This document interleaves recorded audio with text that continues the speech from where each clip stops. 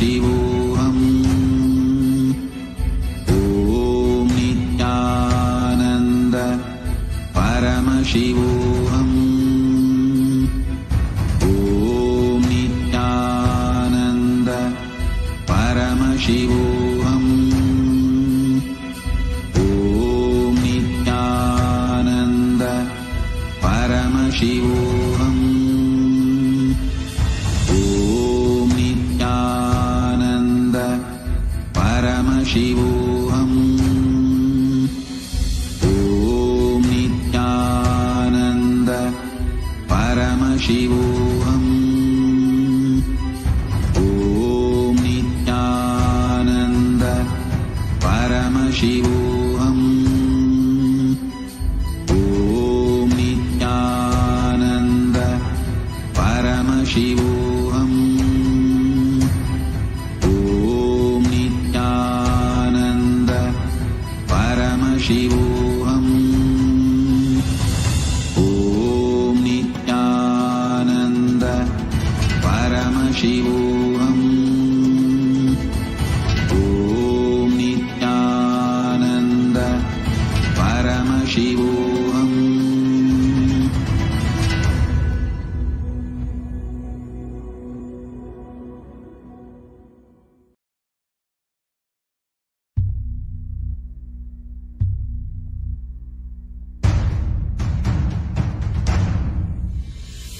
Sit as Paramashiva. Inhale and exhale deeply with 25 heads and 75 eyes and 50 hands.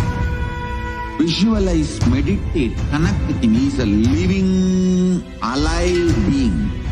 Drop your form into his form and dissolve. Remember, you are a Sarupya Mukta, means your form is dissolved into his form. All my disciples, now I am initiating Salokya Mukti, Samipya Mukti, Sarupya Mukti, Sayujya Mukti. Om Nithyananda Paramashivoham. Om Nithyananda Paramashivoham. Om Nithyananda Paramashivoham. Om Nithyananda Paramashivoham. Om Nithyananda Paramashivoham.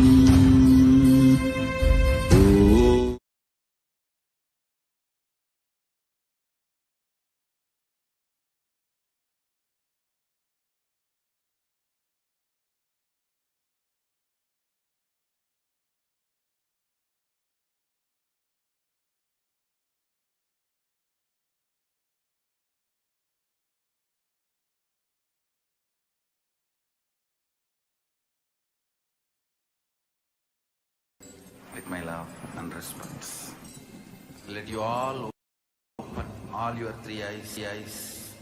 Om Nithyananda Paramashivoham.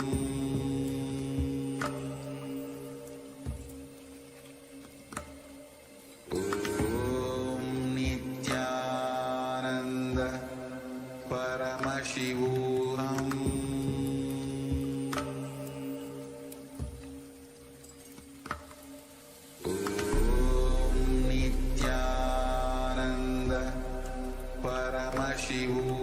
There's a triangle in your inner space in Trikonasana. Paramashivoham. Brain grooves will be awakened. Paramashivoham. Please remove your upper cloth at this point and apply the vibhuti on the 16 places all over your body. As yoga is a ritual, we request all the male bodies to please remove your upper cloth. Apply the kumkum on your third eye, and the mixture of sandalwood, turmeric and water you can apply on your temples. If you have any other aushadas from the Supreme Fount of Hinduism, surely you can apply them as well during the yoga practice. With this, we covered all the components of Nithyananda Yoga. Let us now get ready for the first asana of the sequence.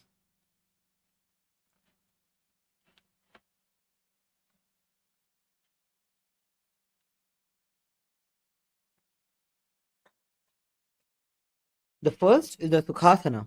Being seated in a comfortable cross-legged position with your head, neck and spine in a straight line, bring your hands into the Bindu Mudra, which is bringing the index and thumbs together and placing them on top of the respective knees. Engage all the three bandhas, starting with the Mula Bandha, engaging your perineal muscles. Engage your Uddiyana Bandha, which is the abdominal muscles, and then the Jalandhara Bandha, that is tucking your chin into your chest. Visualize Paramashiva in your inner space as you perform the japa of Soham. Tatsukhasanamityuktam ashaktastat asanam vijitam yena jitam tena jagatrayam. Next is the Parvatasana. Bringing your legs into the Padmasana, which is a cross-legged position.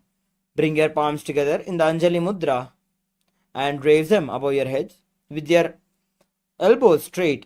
Engage all the three bandhas. Visualize yourself as Mount Kailash as you perform the Samana Kumbhaka. As you inhale deeply, hold your breath, visualizing flames rising from your navel center through your spine in Parvatasana. Atha vakshe mahadeva Parvatasana mangalam yatkritva sthira rupi syat shatchakradi vilopanam. Next, entering into Halipavasana, bring the soles of your foot together in the front. Hold the left hand by your right hand and place the forehead on the ground behind the heels. Engage all the three bandhas and gaze to the nose, visualizing Swamiji in your inner space. Purava vidhiyahu me jano ubhai pagatali samputatano pishtpachedo vo karalyavo dachin karaso vamagahavo. Next, entering into Nagipavasana, maintaining the same position as Halipavasana. Stretch your hands out in the front of the feet and cup the palms, making a halo. Visualize yourself as a snake as you gaze to the tip of your nose. Engage all the three bandhas in Nagipavasana. Purava vidhi pariyagane नीचौ हौवी कहू निभनास्यौ लगाजी हाथ आगाने धरती लगावे पसारी दो वो हाथ की अंजुली करे. Next, we'll be entering into the Kokilasana. Hold your big toes with the index and middle fingers in the Prana Mudra. Stretch your legs straight and out, upwards. Then cross them into Padmasana. Visualize yourself as a bird as you lean forward and down onto your elbows. Adhanyadasanam vakshe jena siddho bhavennaraha akasmad vayu sancharam kokilakhyasane cha. Next, we'll be entering into the Nithyananda. Place one ankle on top of the opposite knee and hold the opposite elbows. Rotate the arms in a circular motion as you engage all the three bandhas and gaze to the tip of your nose. Goda bhava padiki ashamahili soja dachacharanako varalota parigulpha samoja. Next, we'll be entering into Gajasana. Coming into a tall plank position, press your hands onto the ground, lifting your hips up and high. Lower the head and then the chest, scooping your body down towards the ground again and again. Visualize yourself as an elephant as you engage the Uddiyana Bandha, engaging the abdominal muscles. Nyubjam padagre bhumo kritva lambi bhuya mastakagre nidhaya. Next, entering into Rikshasana, maintaining the same position as Gajasana, alternate pressing the heels of one foot into the ground while lifting the other heel up. Repeat this again and again as you visualize yourself as a bear. Ekaikam padama kuncha gajasanam kurjat rikshasanam bhavati. Coming into a tall standing position in Vaishasana, stand on the tips of your toes with all the other toes raised off the ground. Bring your hands in the Hridaya Mudra, that is your middle, index and ring fingers together, touching your heart center. As you engage the Uddiyana Bandha, visualize yourself as Swamiji. Keshena padayugalam badhvadishte tatho mukha athava isha vakshe jatkritva satyavan bhavet. Next, we'll be entering into the Urdhvajanukarana. Coming into the Arimandi position, that is, standing with the heels touching and toes facing outwards at a 45-degree angle, keeping the knees bent. Keep both your hands at the chest with elbows parallel to the ground. Now, twist one knee towards the center and bring it in a rotatory motion around your body. Simultaneously, bring your hand along with the leg. Repeat this at the other side. Next, we'll be entering into the Balalingasana. Now, interlace the fingers from outside in the Sarvabhashankari Mudra, holding onto the knee and pull it up towards the chest. Keep the spine straight and engage all the three bandhas, visualizing yourself caressing a baby. Ekam janu urasi alingya sthatavyam balalinganam bhavati. Next, taking your right foot back towards your buttock, pull it behind, holding it with your both hands. Engage all the three bandhas. Visualize Swamiji in your inner space in Padapidanasana. स्थित्वैकस्मिन् पादतले कराभ्यां वेष्टयेतनुं पृष्ठे संस्थाप्य यत्नेन पादपीडनमासनम्. Now with the respective hand, hold on to the sole of your right foot. Kick and pull the foot back and up while leaning forward. Extend your opposite hand forward in the Bindu Mudra. Visualize yourself as Lord Nataraja as you engage the Mula Bandha. Uttanabadam Krauncham cha Bharichim Veera Bhadragam Natarajam Trikonam cha Suptangushta Prasarane. Next, we'll be repeating the Balalingasana on the opposite side. Interlace your fingers in the Sarvabhashankari Mudra. Hold on to your knee and pull it up towards your chest. Engage all the three bandhas as you visualize yourself caressing a baby. Ekam janu urasi alingya sthatavyam balalinganam bhavati. Next, bringing your left foot back, holding it with both your hands. Engage all the three bandhas as you visualize Swamiji in your inner space in the Padapidanasana on the opposite side. स्थित्वैकस्मिन् पादतले कराभ्यां वेष्टयेतनुं पृष्ठे संस्थाप्य यत्नेन पादपीडनमासनम्. Next, holding on to your left foot with your left hand, kick the foot back and up while leaning forward. Extend your right hand forward in keeping your hand in the Bindu Mudra. Visualize yourself as Lord Nataraja. Uttanabadam Krauncham cha Marichim Veera Bhadragam Natarajam Trikonam cha Suptangushta Prasarane. Next, we'll be entering into the second Karna, which is Ardharechita Karna. Now, bringing your legs again into the Araimandi position. Bring the right foot behind the left toe, the left foot. Keep the left hand at the chest and extend the opposite arm out and wide like a pendulum. Bring it back towards the chest. Repeat the same the other side.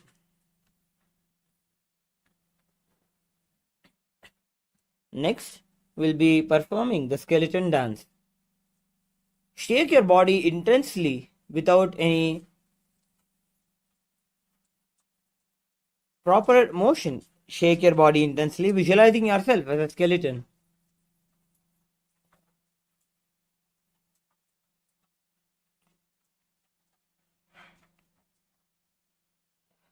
Relax. Now, we'll be entering into the Kadichinna Karna. Bringing your legs into the Arimandi position. Bring your hands above the head with your arms crossed and the palms facing backwards. Move the hips to one side and simultaneously uncross the arms wide above the head. Repeat the same the other side. Now, entering into the Tadasana, stand tall on the tips of your toes with your hands above, up and above beside the ears. Engage all the three bandhas as you visualize yourself as a palm tree. Continue to perform the japa of Shivoham internally.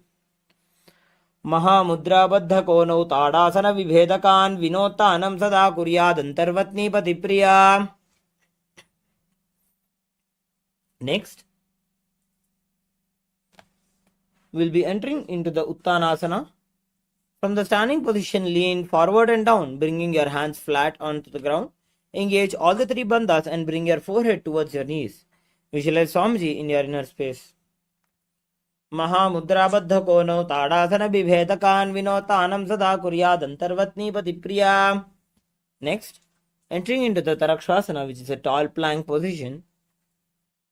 Tuck the chin to the chest in the Jalandhar Bandha and rotate the head from side to side as you visualize Swamiji in your inner space. गजासनवस्थित्वा मस्तकं वारं वारं दक्षिणकुक्षिं सव्यकुक्षिं नयेत् तरक्श्वासनं भवति. Now, lower your entire body onto the ground. Keep your toes pointed backwards. Keep your hands next to the chest and raise the head up using the strength of the lower back.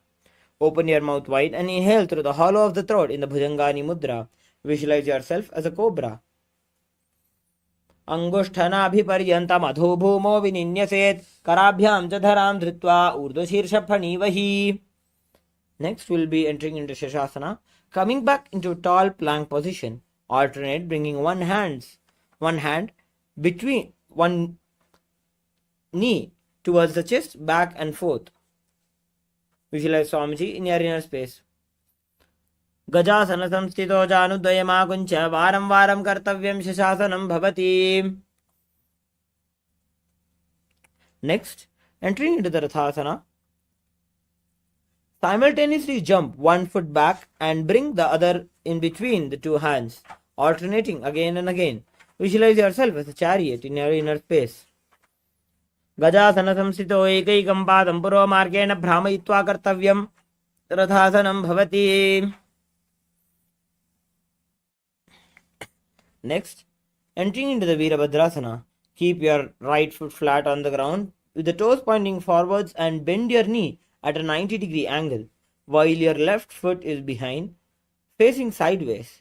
Bring your hands up straight next to your, beside your ears. Engage the Uddiyana Bandha, that is engaging the abdominal muscles. Visualize yourself as Virabhadra as you gaze into your third eye. Perform the Sahaja Kumbhaka, that is inhaling, holding your breath slowly and exhaling. वासिष्ठमथ कौण्डिन्यम् ऊर्ध्वकुक्कुटमेव च अष्टावक्रमथोत्तानं मयूरं सेतुबन्धनम्. Now, repeating the Virabhadrasana on the opposite side, flip over your legs, bring your left leg forward into a 45-degree angle with your right leg facing sideways. Visualize yourself as Lord Virabhadra. वासिष्ठमथ कौण्डिन्यम् ऊर्ध्वकुक्कुटमेव च अष्टावक्रमथोत्तानं मयूरं सेतुबन्धनम्. Next, we will be entering into the Rikshasana. Stand tall and bring one foot to the inner thigh. Bring the palms together and raise them up above the head, keeping the elbows straight. Pull the stomach in and up in the Uddiyana Bandha. Visualize yourself as a tree. वामोरुमूलदेशे च याम्यं पादं निधायतु तिष्ठेत्तु वृक्षवद् भूमौ वृक्षासनमिदं विदुः. Next, we'll be entering into the Garudasana. Bring your right foot to the right hip.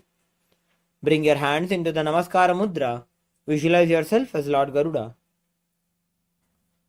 गरुडासनमावक्षे येन ध्यानं स्थिरं भवेत् सर्वदोषाद्विनिर्मुक्तो भवतीह महाबली. We'll be repeating the Vrikshasana on the opposite side. Now bring your left foot to your right thigh. Bring your palms together in Namaskar Mudra. Raise them up above the head, keeping the elbows straight. Visualize yourself as a tree in your inner space.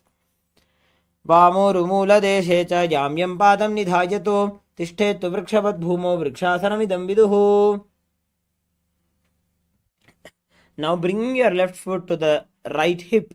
Bring your hands into the Namaskara Mudra. Visualize yourself as Lord Garuda. गरुडासनमावक्षे येन ध्यानं स्थिरं भवेत् सर्वदोषाद्विनिर्मुक्तो भवतीह महाबली.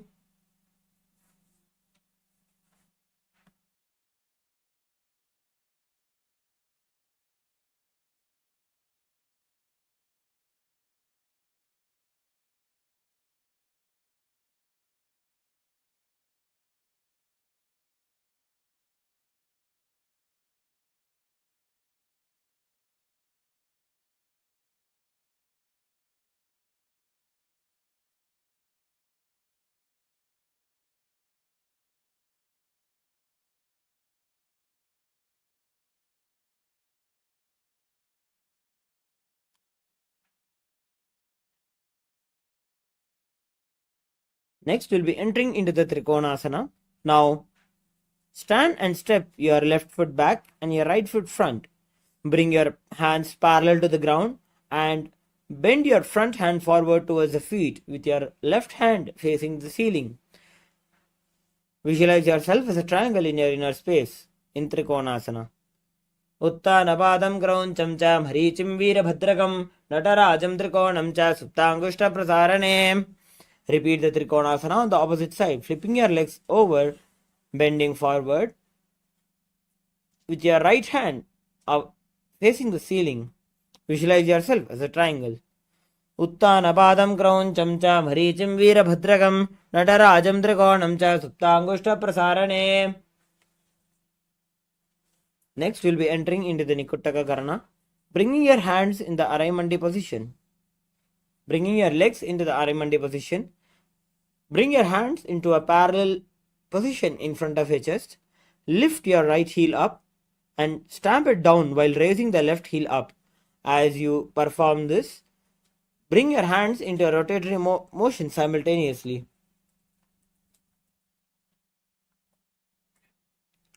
Next, we'll be entering into the Angushtasana. Lower on to the tips of your toes, placing the perineum on the back of the heels. Keep the knees and palms together. Visualize Swamiji in your inner space. Perform the Brahmari Kumbhaka, that is inhaling and exhaling like the buzzing of a bee. Perform the japa Sadashivoham internally. Kabandhasanam ityahuhu gorakshasanam evacha angushtamushtikam nyeyam brahma prasaditam tatha. Next, we'll be entering into the Saurasana. Extend your one leg straight out with the heel down and toes up. Keep the fingers down on the ground by the sides with the palms facing forward in the Varamudra. Visualize Swamiji in your inner space. Prasarya ikam padatalam samsthapetveka padakam.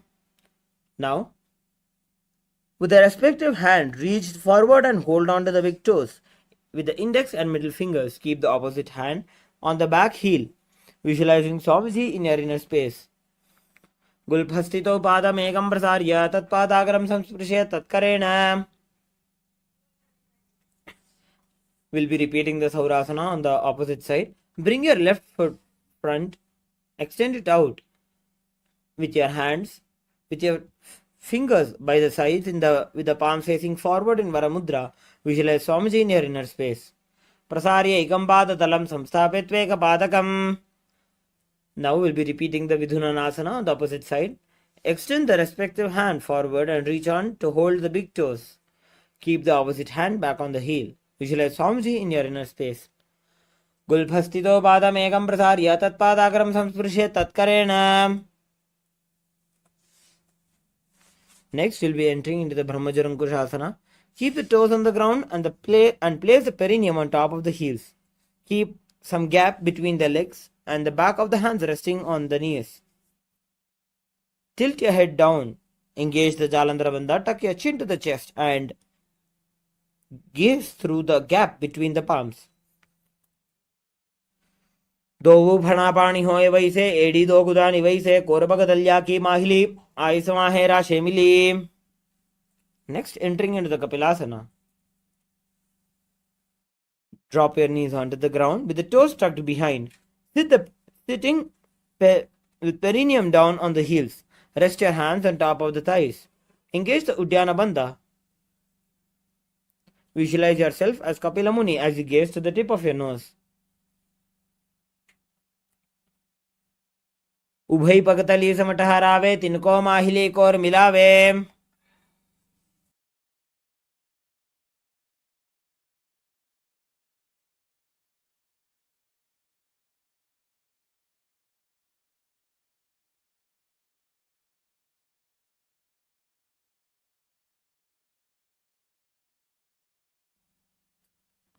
Next, we'll be entering into the Bhadra Gorakhasana. Maintaining the same position as Kapilasana, shift your gaze into your third eye, visualizing Swamiji in your inner space. दो पगदली संपुट करे कोरवारली भूपर इधरे कोरवारली राखे ऐसे तापरी मूल द्वार टिकी बैसे.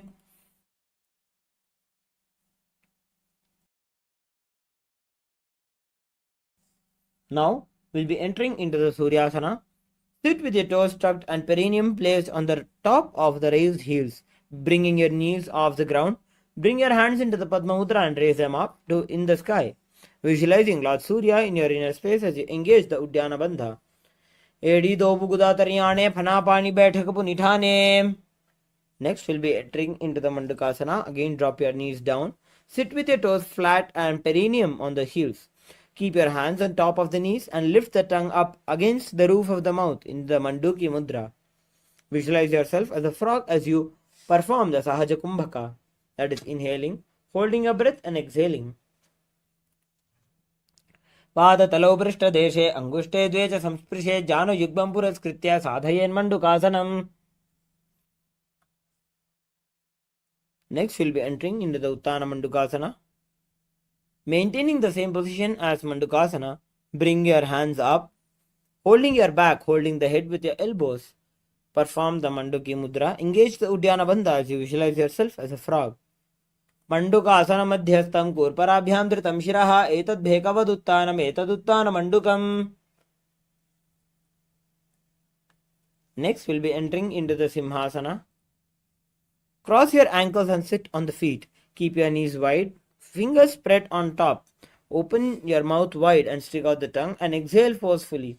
Gaze at the tip of your nose and repeat this several times, visualizing yourself as a lion. दक्षिणं सव्यगुल्फेन दक्षिणेन तदेतरं हस्तौ च जान्वौ संस्थाप्य स्वाङ्गुली च प्रसार्य च.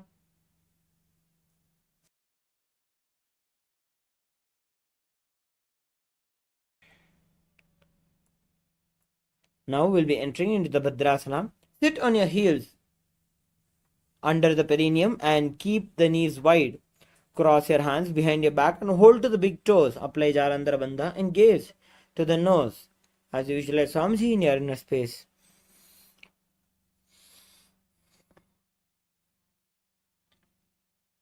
गुल्फौ च वृषणस्याधो व्युत्क्रमेण समाहितः पादाङ्गुष्ठौ कराभ्यां च धृत्वा च पृष्ठदेशतः. Next, we'll be entering into the Kaka Bhusandyasana. Come into a squatting position with the feet flat on the ground and the knees opened wide. Bring the arms in and around the back and interlace the fingers behind. Gaze to the nose as you visualize yourself as a crow. Prathame Vesakau Katathane Dovu Hatapagam Vich Ane. Next, entering into the Kani Pavasana. Place your hands on the floor, shoulder width apart. Bring the knees and back of the arms towards the armpits. Lean the chin forward and down and gaze ahead as you visualize Swamiji in your inner space. Asana ko guna ashidashta hoi to achi hoi.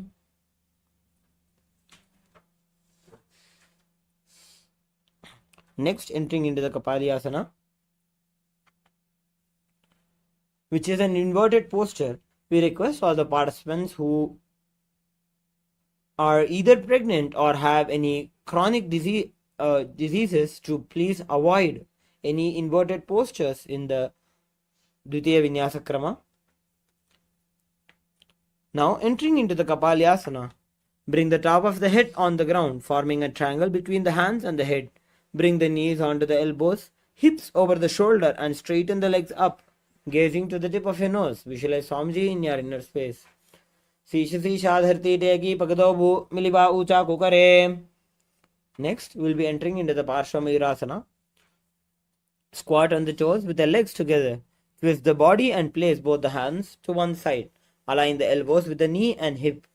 Lean onto the arms and balance. Extend your legs to the side and gaze to the third eye, visualizing yourself as a peacock. Mayuram Dandavat Kuryan Mayuram Danda Namakam.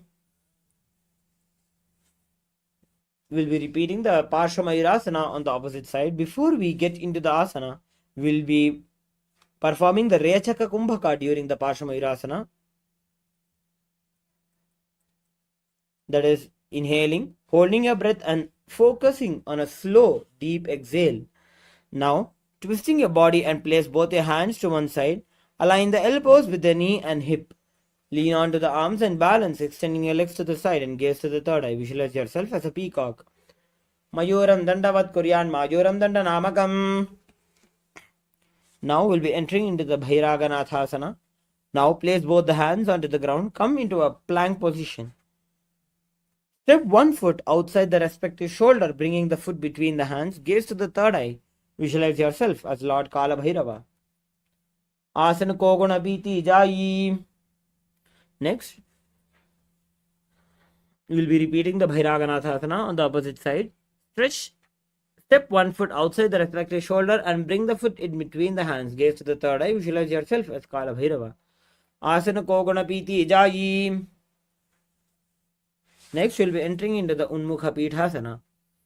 From Tarakshvasana, place your forearms on the ground and walk the feet forward, bringing the hips up.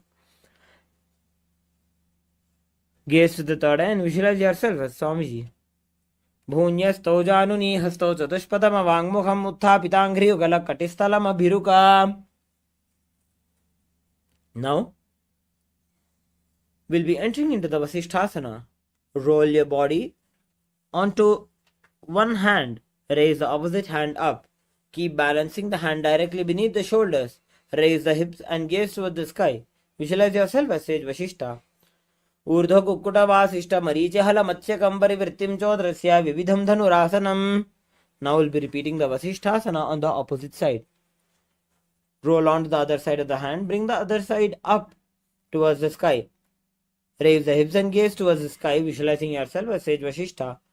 ऊर्ध्व कुक्कुट वासिष्ठ मरीचि हल मत्स्य कंबरि वृत्तिम चोद्रस्य विविधम धनुरासनम.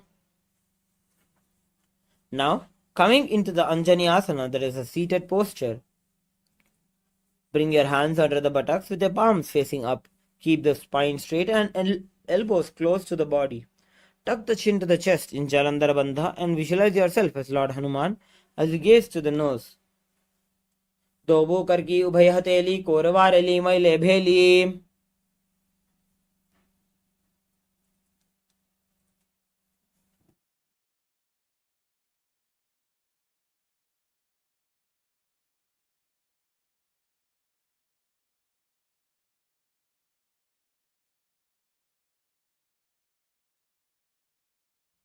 The next asana of the sequence is Paschimottanasana. With your leg extended forward, lean forward and down, hold onto the big toes in Prana Mudra. As you visualize Swamiji in your inner space and perform the Rechaka Kumbhaka, exhale all the way and hold your breath in this position as you perform Mahamudra Bandha. Engage all three bandhas, internally chanting Mahasadashivoham. जानो परिललाटन्तो पश्चिमं ताणमुच्यते येन केन प्रकारेण सुगन्धार्यं च जायते. Now, entering into the Ugrasana. Maintain the same position as Paschimottanasana. Clasp your hands behind the head and lean the chest forward and down, bringing the head to the knees. Visualize Kali in your inner space as you perform the japa of Mahasadashivoham internally. स्वपाणिभ्यां दृढं धृत्वा जानोपरि शिरोन्यसेत् आसनोग्रमिदं प्रोक्तं भवेदनिलदीपनम्. Next, we'll be entering into the Marichi Asana. Now sit. Now bring one heel to the groin with your knees raised. Reach the arm in and around the raised knee and clasp the hands behind the back. Bring the chest to the thigh and head to the knee. Visualize yourself as sage Marichi. उत्तानपादं क्रौञ्चं च मरीचिं वीरभद्रकं नटराजं त्रिकोणं च सुप्ताङ्गुष्ठप्रसारणे. Now drop down your knee to the side and reach and hold to the front foot, keeping the legs straight. Bring the chest forward and down. Engage all the three bandhas. Gaze to the nose and visualize Swamiji in your inner space in Mahamudrasana. महामुद्रां प्रवक्ष्यामि तन्त्रेऽस्मिन् मम वल्लभे यां प्राप्य सिद्धा सिद्धिं च कपिलाद्याः पुरागताः. We'll be entering into the Marichi Asana on the opposite side. Now, stretching your legs forward, bring your left foot towards your groin and reach your arm in and around the raised knee and clasp the hands behind the back. Bring the chest down to the thigh, head to the knee. Visualize yourself as sage Marichi. उत्तानपादं क्रौञ्चं च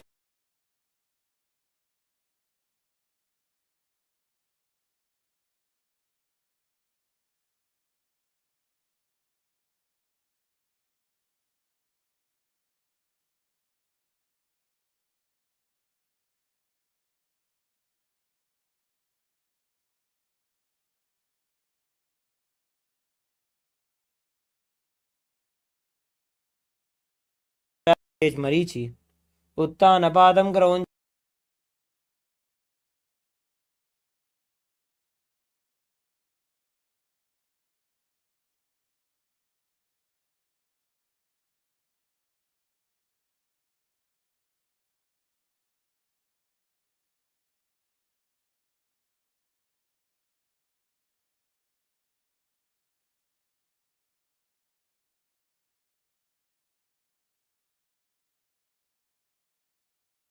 चमचा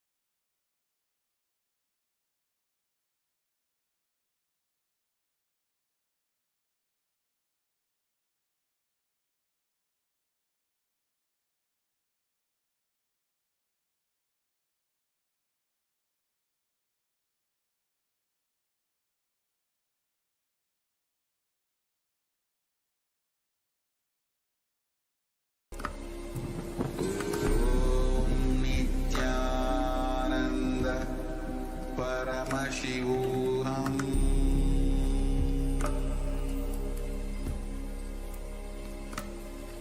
ॐ नित्यानन्द परमशिवोऽहम्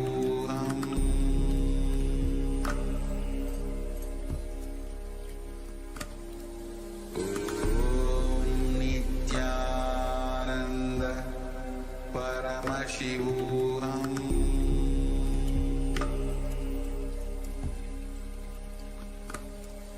ॐ नित्यानन्द परमशिवोऽहम्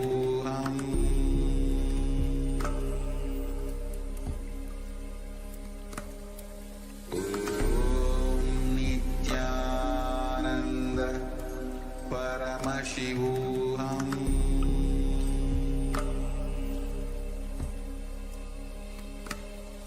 Om Nithyananda Paramashivoham.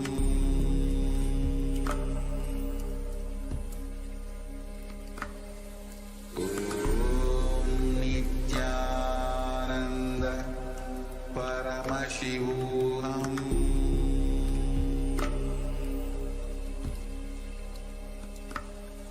Om Nithyananda Paramashivoham.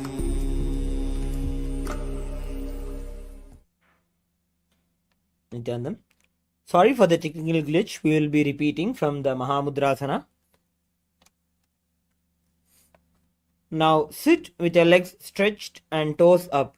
Bring your one heel close to the perineum and let the knee fall to the side on the ground. Reach and hold the foot, keeping the leg straight, and bring the chest forward and down. Engage all the three bandhas and gaze to the nose, visualizing Swamiji in your inner space. महामुद्रां प्रवक्ष्यामि तन्त्रेऽस्मिन् मम वल्लभे यां प्राप्य सिद्धा सिद्धिं च कपिलाद्याः पुरागताः.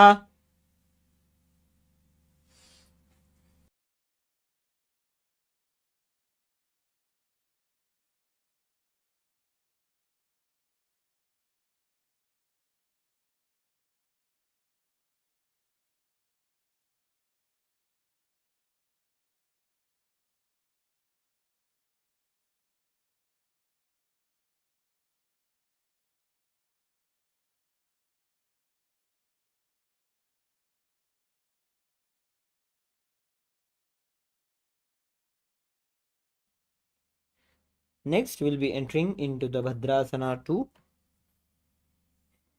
Sit and bring the soles of your feet together with the heels close to the perineum. Keep the knees wide and hold the feet firmly. Maintain a straight spine and gaze to the nose. Visualize Swamiji in your inner space.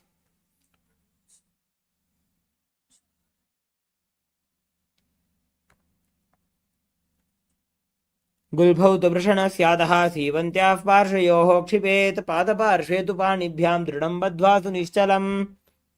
Next, entering into the Gvalipavasana. From Bhadrasana, extend the feet away from the body, toes touching together and the heels apart, with the knees open. Place the hands on the respective knees and engage the Jalandhara Bandha, tucking your chin to the chest.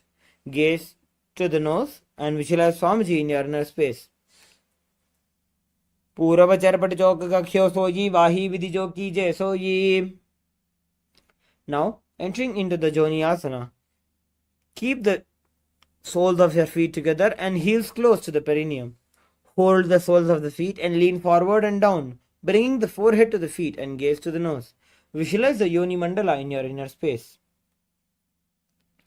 दोवो पकतली संपुट करे AD made के ढिंग दरे अर्धहात को अंतर राशे लीलाट पकतलियां ऊपर दाशे. Now, entering into the Midaki Pavasana. Sit and keep your heels together and toes apart and the knees wide. Lean forward and down. Extend your hands out and wide with the palms on the ground. Bring your forehead to the ground behind the heels and gaze to the nose. Visualize Swamiji in your inner space. पूरव विधि परिपकथली संपूर्ण एडी मिली राशे. Now we'll be entering into the Siddha Samadhi Asana. Sit and keep your toes together and heels apart. Bring your arms below the shins. Extend them out and keep the palms facing up. Bring the forehead to the ground above the feet, bring the toes near the throat. Gaze to the third eye. Visualize Lord Surya in your inner space. दोबू पगदली संबुट करे 16 मेढ आगा मेधरे अंगुल 8 अंतरो राशे AD को ऐसे विदिदाशे. Next, we'll be entering into the Chinaki Pavasana. Sit and keep the heels together and the toes apart. Hold the feet and open them up like a book, bringing the soles towards the sky. Press the elbows onto the thighs and towards the knees. Gaze to the nose. Visualize Swamiji in your inner space. दो पगा की AD धरती मगिवा मेढ़ लगावे. Next, we'll be entering into the Charpata. Bring the soles of your feet together with the heels of the perineum in knees to the ground. Place the hands on the knees and gently press them down. Engage the Uddiyana Bandha. Pulling the stomach in and up towards the spine. Gaze to the third eye. Visualize Swamiji in your inner space. दोबू पकदली संपुट धारे आगा ने करे जा रे पसारे गोड़ा भूसो लगता राशे हाथ दोबू गोड़ा परिदाशे. Next, we'll be entering into the Bhairavasana. Sit and bring the soles of your feet facing together and the knees wide. Lift the heels up and bring the toes down onto the ground. Keep the knees to the ground and pull the stomach in and up in Uddiyana Bandha and place the hands on the knees in the Bindu Mudra. Gaze to the third eye. Visualize yourself as Lord Kala Bhairava. गुल्भौ सम्पीड्य चान्योन्यं व्युत्क्रमेणोत्थितं शनैः जान्वोः पार्श्वगतौ हस्तौ दण्डवद्भैरवासनम्. Next is the Samasana. Now, sit with one heel at the perineum, lift and hold the other foot, pulling the sole of the foot onto the chest. Gaze to the third eye and hold the breath in the Mooladhara Chakra, visualizing Swamiji in your inner space. Samanasanamavakshe siddhamantradi sadhanat. Next, bring your right foot over your shoulder. Raise the other foot up and straight into the sky. Keep the hands on the ground to the sides and gaze to the third eye. Visualize Swamiji in your inner space in Apanasana. Kevalam padame kancha skandhe charope yatnataha. We'll be repeating the Samanasana on the opposite side. Now, sit with your right foot at the perineum, lift and hold the left foot towards your chest and gaze to the third eye. Hold the breath in the Mooladhara Chakra. Visualize Swamiji in your inner space. Samana asanama vakshe siddhamantradi sadhanat. Next, we'll be entering the Apanasana.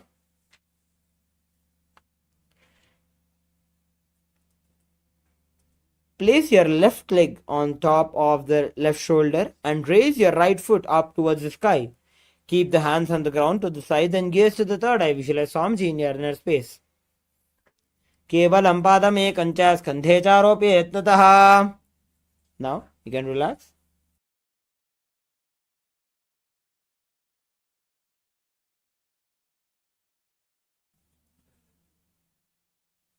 We'll be entering into the Gomukhasana. Sit and cross one leg over the other, aligning the knees at the center of the body. With the feet by opposite hips, place both the hands on top of the stacked knees. Gaze to the nose. Perform the Sitkari Kumbhaka. Visualize the face of a cow. Perform the japa of Om Nithyanandoham internally. Savye Dakshina Gulbham to Prishtaparshveni Jojaye Dakshine Epitata Savyam Gomukham Yatha.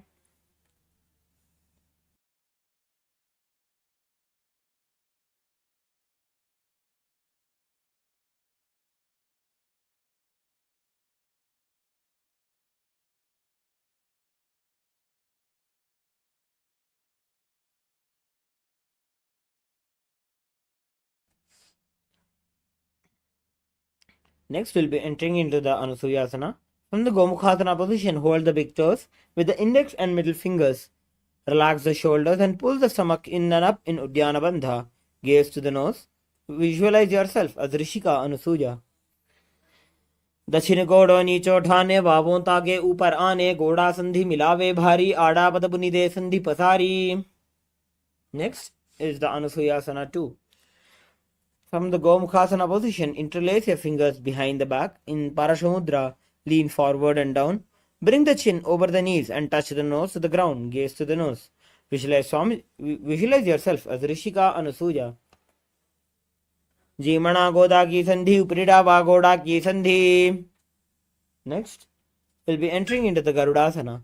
Sit on the ground with one heel pressed against the perineum. Keep the opposite foot on the ground in front of the other. Keep the spine tall and chest out and hands on the respective knees. Gaze to the nose. Visualize yourself as Lord Garuda. Davopagamodi edi mahila gulbhamula dwarini chaide. Next, we'll be entering the Naradasana.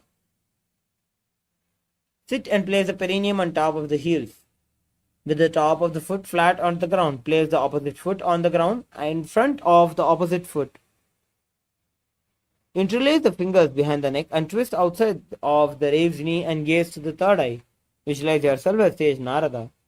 Pishtu javama pagdali keri bhuparita hilagave pheri. Next will be performing the Matsya-Pitakasana. Place one foot on top of the opposite thigh and wrap the respective arm around the knee, holding on to opposite shin. Extend opposite hand straight and hold on to the respective toe with index and middle fingers gaze to the nose. Visualize Matsya, the fish avatar of Bhagavan Vishnu. वामेन वामाङ्गुष्टन्तो गृहीतं मत्स्यपीठकं योनि वामेन सम्पीड्य मेढ्रादुपरि दक्षिणम्.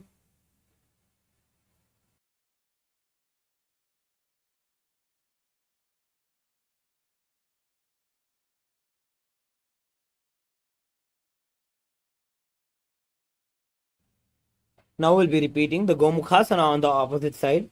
Sit and cross one leg over the other, aligning the knees at the center of your body. With the feet by the opposite hips, place both the hands on top of the stacked knees, gaze to the nose. Visualize yourself.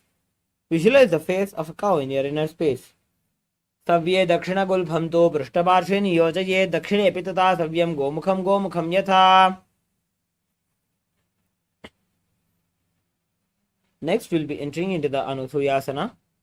Now, from the Gomukhasana position, hold the big toes with index and middle fingers.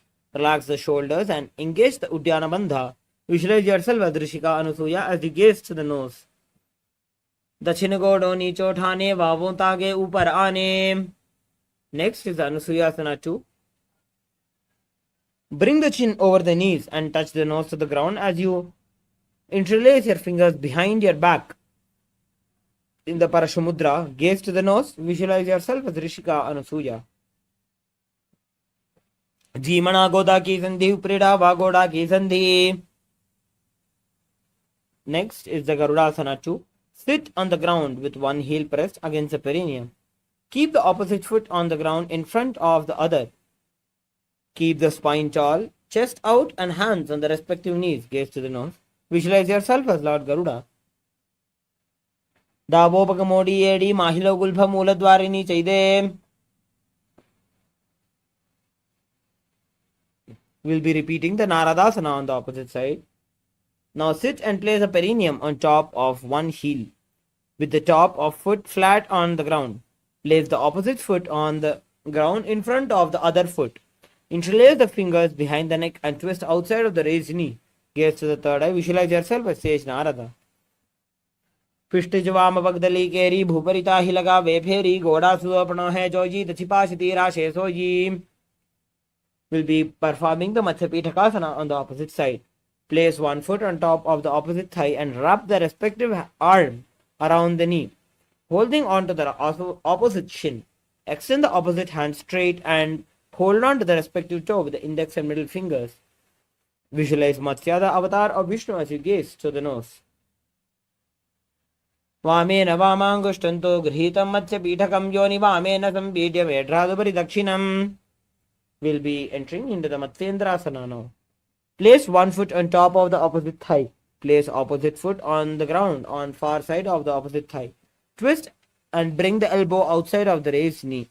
Keep the raised arm by the neck and turn the head back and gaze to the third eye. Visualize Matsyendranath, a great sage and master of Hatha Yoga.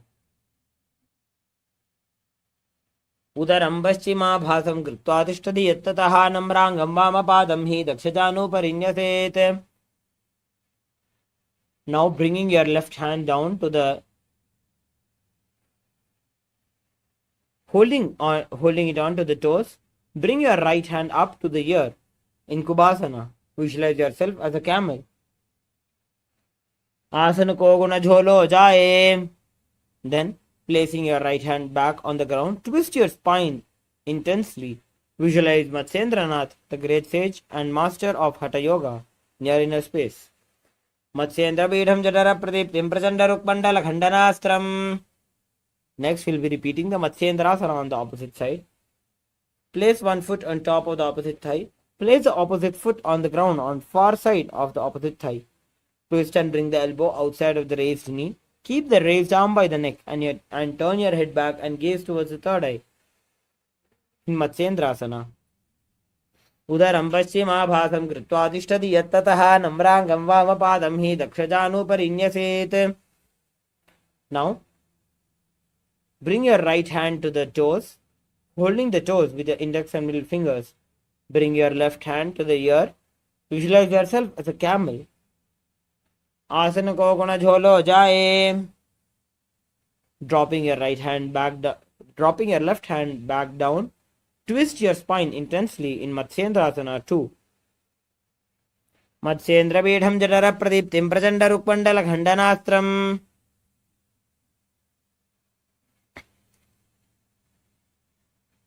Next, we'll be entering into the Padmasana. Sit and place the feet on top of the opposite thighs. Place the palms on the respective knees. Engage all the three bandhas and gaze to the nose. Visualize yourself as Paramashiva as you engage the Mahamudra Bandha and perform the japa of Om Nithyananda Sadashivoham internally.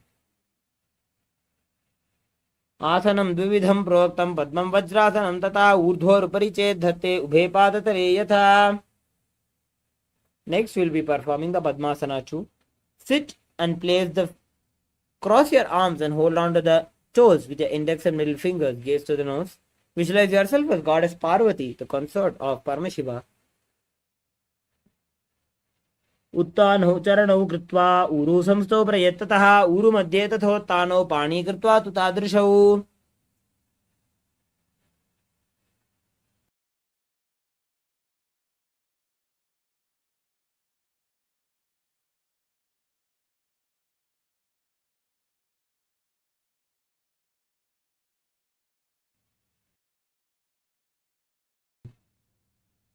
Next, we will be entering into the Kukkutasana.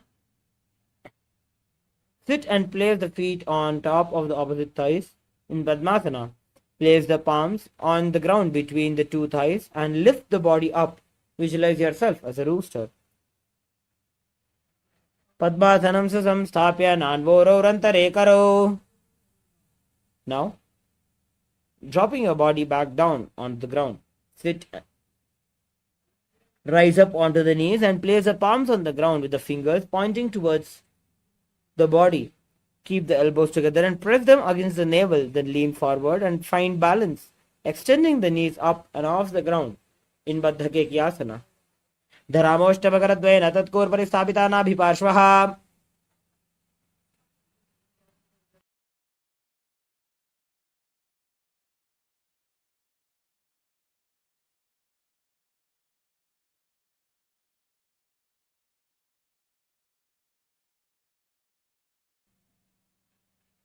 Next, we'll be entering into the Mayurasana. While on your knees, place the palms on the ground, fingers pointing towards the perineum. Keep the elbows together and press them against the navel. Then lean forward and find balance. Extend the legs up and off the ground. Visualize yourself as a peacock. Atha Vakshe Mahadeva Mayurasana Uttamam. Now, relaxing, laying down on your stomach with the feet pointing outwards and forehead on the mat. Interlace your fingers behind the neck and hold them in the Parashamudra. Visualize yourself as a crocodile. Adhyasashete hridayam nidhaya bhumau cha padau cha prasaryamano. Next, place your hands on the ground beside the chest. Raise the legs up, bringing the thighs off the ground. Visualize yourself as a locust. Adhyasashete karayukva vaksho bhumimavashtabhya karayo stalabhyam. Next, entering into the Ustrasana, laying down on your stomach, bring your hands to the feet, pull the feet down towards the ground, outside of the hips. Visualize yourself as a camel. Adhyasashete patayukmam vyastam brishte nidhaya vidhritam karabhyam. Now, kick your legs back and up and simultaneously pull the feet towards the sky. Lift the chest off the ground and raise the head up. Gaze to the third eye. Visualize yourself as Paramashiva's bow. Prasarya padau bhuvidanda rupau karau cha prishte dhritapada yugmam. Now, Entering into the Bhagasana, sit on both the knees with your head, neck and spine in a straight line. Place the palms down on top of the thighs and gaze to the third eye. Visualize Swamiji in your inner space. Ulta modi pav vaise bahuro jugati kare ek aise. Now we'll be entering into the inverted postures of Gohyasana and Shirasasana. Another gentle reminder for all the participants who either have any chronic diseases like back pain or high blood pressure, or the participants who are pregnant, to avoid these inverted postures. Now, entering into the Gohyasana, from the knees, place your forearms onto the ground with your fingers interlocked, elbows shoulder width apart. Place the top of the head onto the ground, holding the back of the head with the hands. Walk the toes forward until hips align with the shoulders. Lift the feet up and keeping the knees bent together, lift against the chest and touching the chin. Gaze to the nose. Visualize Swamiji in your inner space. Do wo haath ki kahuni joji punih kalai jane doji. Now raise your legs straight up into the sky, visualizing Swamiji in your inner space in Shirasasana. Viparitam mandalam cha dvidhaiva viditam hinaha. You can slowly come down now. Coming into a seated position. Sit with your hands behind the calves and stretch the legs up and straight. Bring the forehead to the knees. Visualize Swamiji in your inner space. In Podhyasana. Dovu hath pag bahar aane, goda tare kakasi thane. Next, in the Parighasana, perform the Bastrika Pranayama.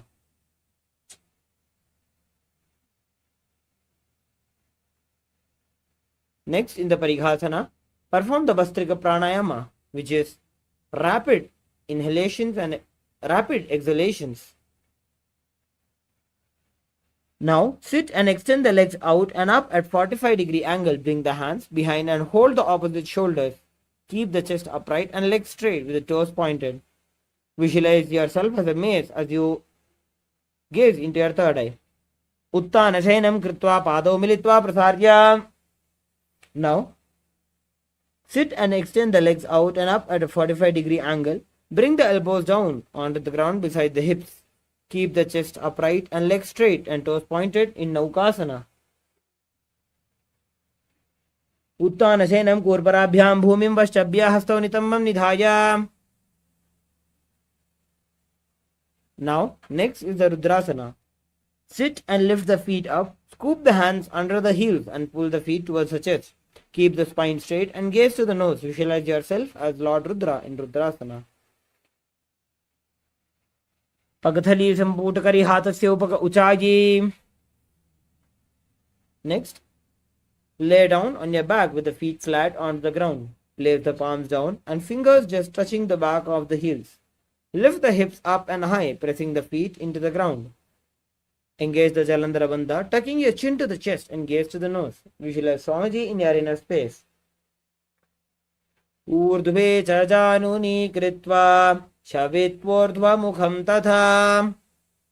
Next, finally, entering into the Shavasana. Lay down on your back with the palms facing upwards. Completely unclutch from any micro movements in your body. Let the body remain dead. Visualize the body is dead and the supreme body of Hinduism is liberating you in Shavasana. Uttanam Shavavad Bhumau Shayanam Tu Shavasanam Shavasanam Shranti Haram Chitta Vishranti Karanam.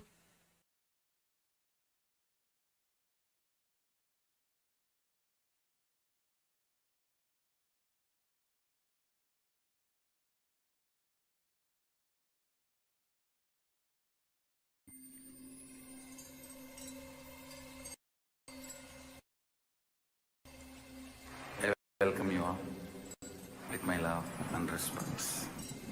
Let you all open all your three eyes. Om Nithyananda Paramashivoham.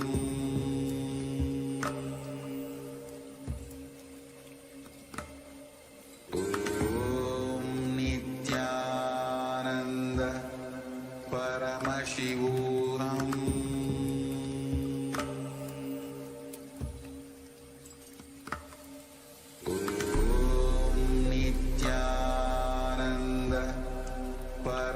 Paramashivoham.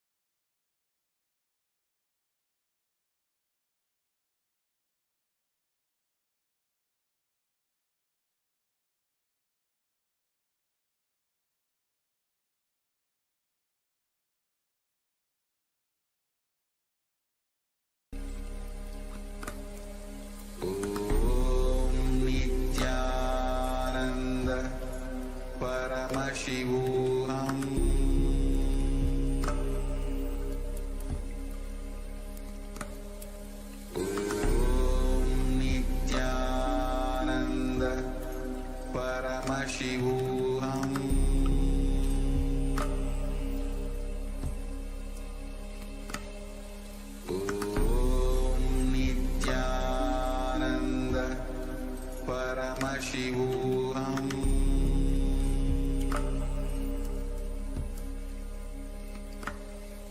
Om Nithyananda Paramashivoham.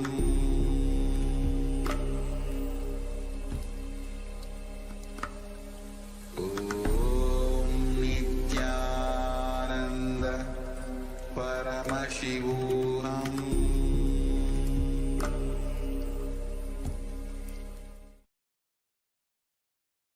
Now, slowly return to your physical body.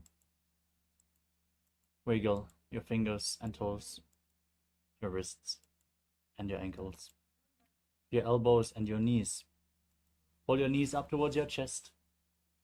Rock your body from side to side, slowly returning to a comfortable seated position.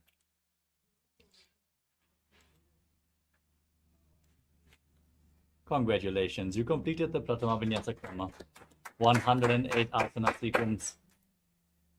With this, we're going to conclude today's Nithyananda Yoga session for the Paramashivoham Level 1 participants. Thank you all so much for joining. The next Acharya is going to continue with the next session very soon. For the Paramashivoham Level 2 and 3 participants,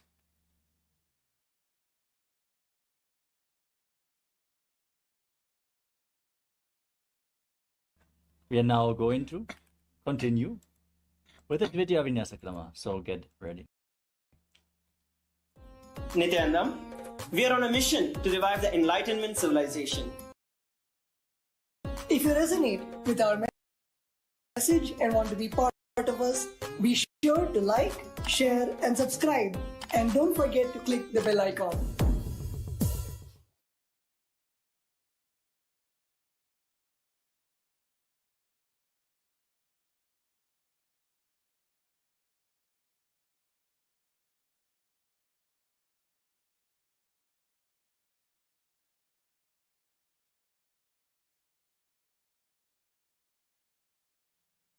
Yes. Now let us get ready for the next asana of the sequence, which is Yathasana Ishtasana. Now sit in a posture that brings ease to your physical and mental space. Any posture is fine, as long as it's comfortable for you. Place your hands on top of the knees in Bindu Mudra, index fingers and thumbs together. Visualize Swamiji, breathe in Samana Kumbhaka. Inhale deeply into your stomach, hold your breath and visualize the fire being kindled in your navel as you perform the Mula Bandha and internally chant Om Nithyananda Paramashivoham. पर्यङ्कं तत्समाख्यातं यथसंस्थं यथा स्थितिः. Next up is Samasana. From a cross-leg position with your hands on top of the knees in Bindu Mudra, visualize Swamiji and start inhaling and exhaling deeply again and again as you perform Samana Kumbhakam. इदानीं गर्भिणीनां योगाभ्यासो यथा लघु सुखप्रसवलाभाय प्रोच्यते प्राक्तने पथि. Next up is Muktasana. Now bring the left heel against the perineum and the right foot stacked on top of the left foot. Keep your hands flat on the knees as you gaze to your nose and visualize yourself as a sage liberated by the Supreme Pontiff of Hinduism. निबीड्यसे विनिं सूक्ष्मां दक्षिणेतरगुल्फतः वामं यां येन गुल्फेन मुक्तासनमिदं भवेत्. Next up is Siddhasana from the same posture. Now gaze up towards your third eye and visualize Swamiji in your inner space. स्थानोत्संयमितेन्द्रियो चलदृशा पश्यन् भ्रुवोरन्तरं चैतन्मोक्षकपातभेदजनकं सिद्धासनं प्रोच्यते.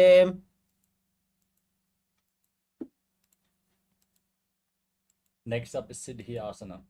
Maintain the posture but shift your gaze down to the ground in front of you as you engage all three bandhas, Mahamudra Bandha, and visualize Swamiji in your inner space.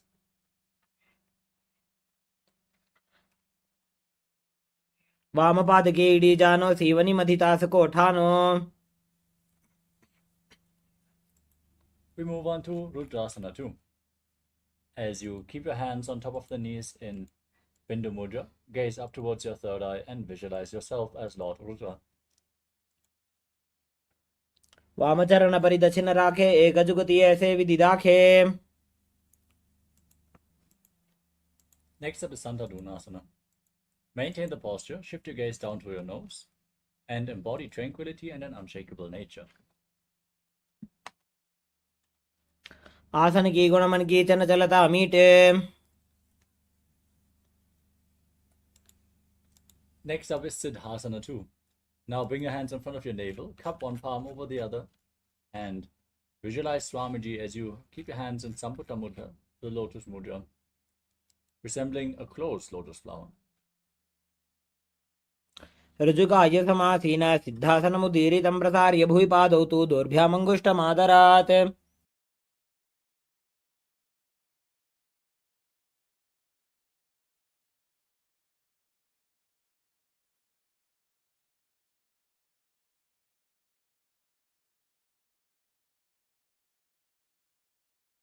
Next up is Bandha Yoni Asana.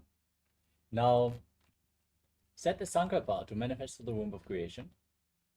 As you inhale all the way, hold your breath, and then lock your 5 senses with your hands. Bring your little fingers to the mouth, the ring fingers closing the nostrils, middle and index fingers closing your eyes, and the thumbs closing your ears in Bandha Yoni Asana.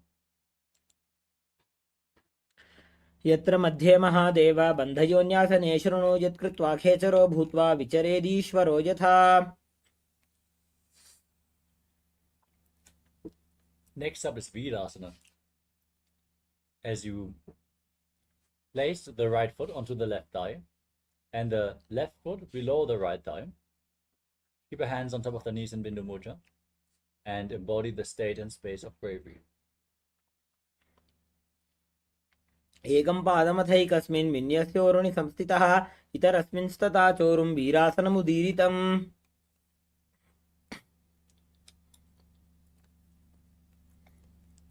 From the same posture, now gaze up towards your third eye and visualize Sage Valmiki, the great poet and author of Ramayana, in Valmikasana. दावा पग की पगथली पुनि एड़ी है जोय.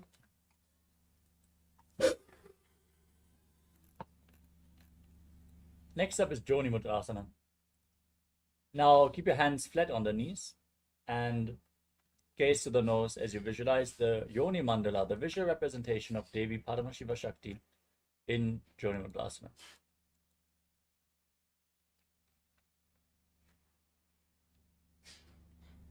वामपाद की पगतली जाहि माहिली core.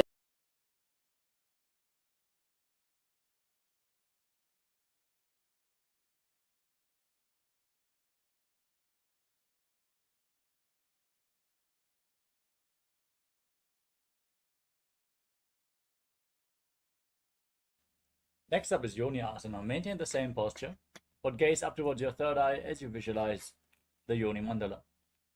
योन्यासनं पर्वतेन योगं योगफले नीलं तत्कालफललं तावत् खेचरो यावदेव हि.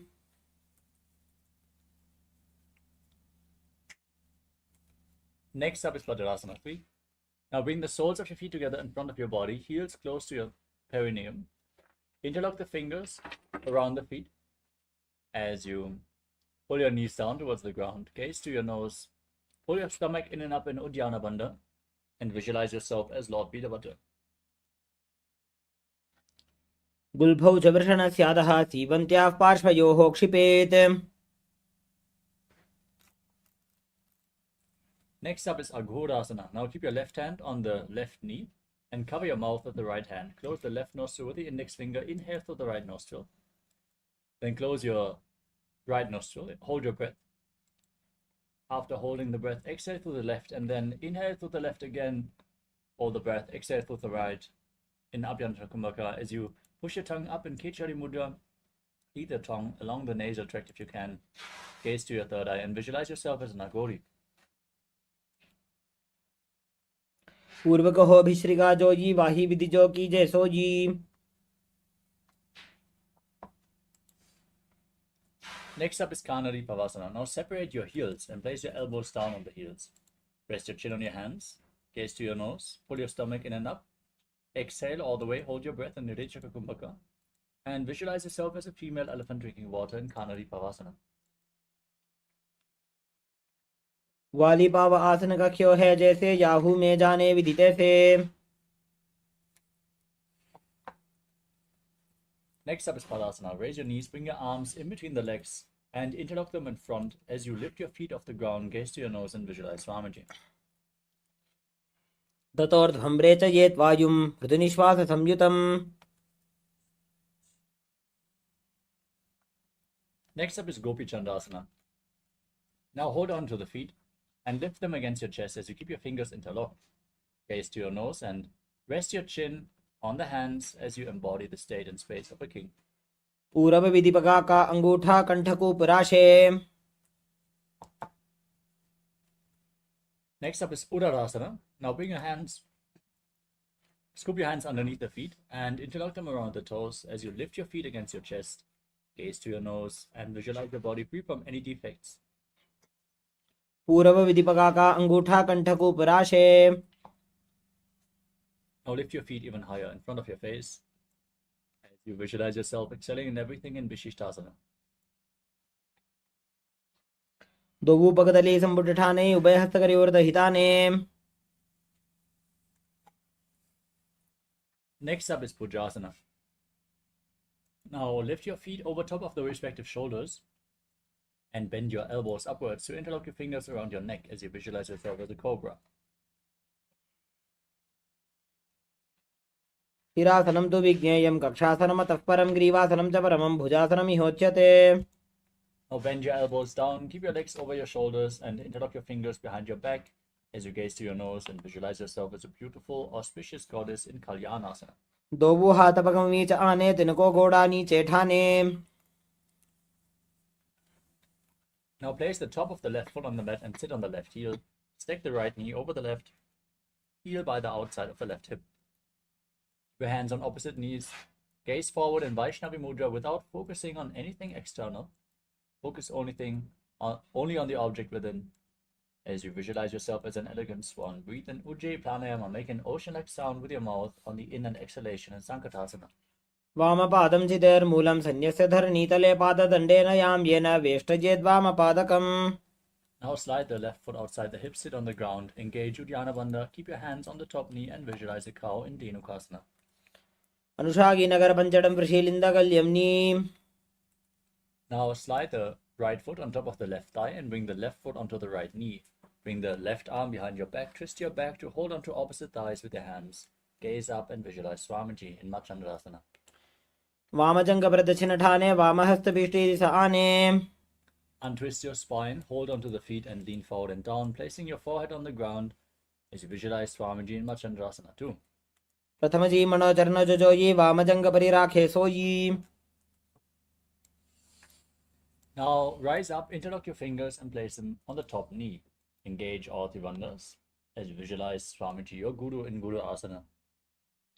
ऊर्मूले इतरपादस्य कनिष्ठिका प्रदेशगुल्फं संस्थाप्य.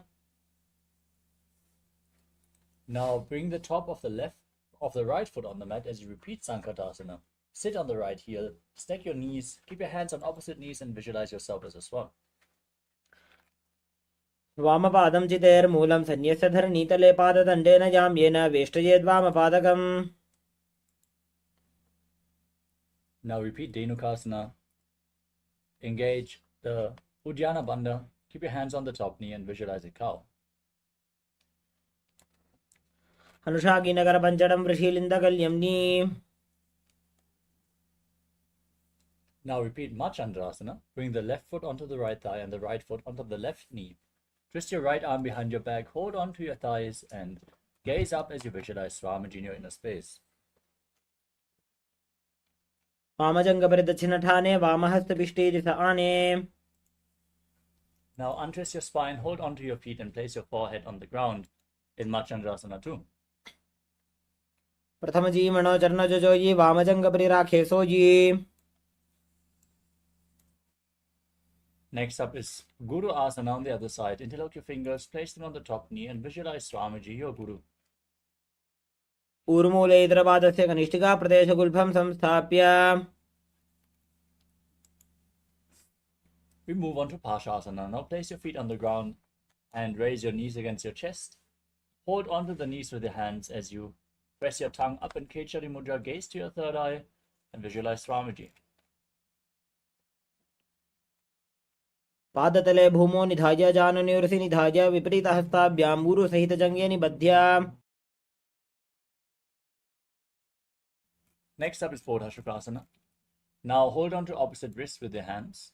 Place your chin on the knees, gaze to your nose, and visualize yourself residing in an abode of bliss in Bodhasukasana.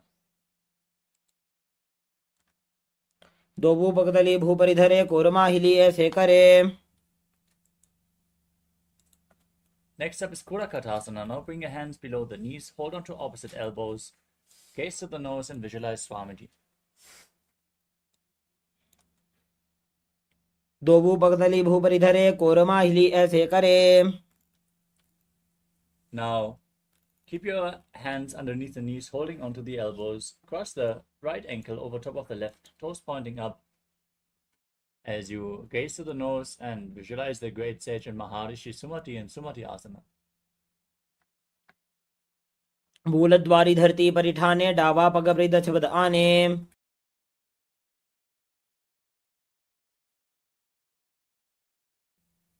Next up is Dandasana. Now extend your legs out in front and raise your arms up above your head. Interlock your fingers with the wrists pointing outwards as you engage all Tribandhas. Gaze to the nose and visualize Swamiji in Dandasana. इदानीं गर्भिणीनां योगाभ्यासो यथा लघु सुखप्रसवलाभाय प्रोच्यते प्राक्तने पथि. Now lean forward and down. Hold on to the big toes, the Prana Mudra. As you bring your head to the knees, breathe in Nadi Shodhana. Inhale through one nostril and exhale through the other, alternatingly without the support of your hands.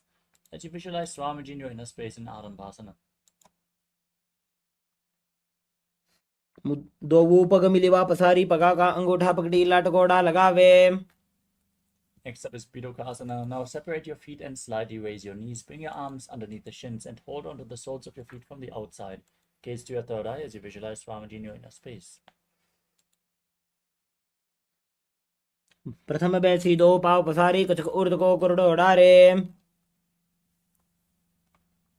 Next up is Jalandhari Pavasana. Join the soles of your feet and bring your arms underneath the shins. Keep your palms facing up, elbows on the ground, and rest your face on the heels. As you gaze to your nose, visualize Swamiji in your inner space. दो वेड़ी में लिखे दीजिए हाथ पसारी. Next up is Urdhva Paschimottanasana. As you keep your legs extended,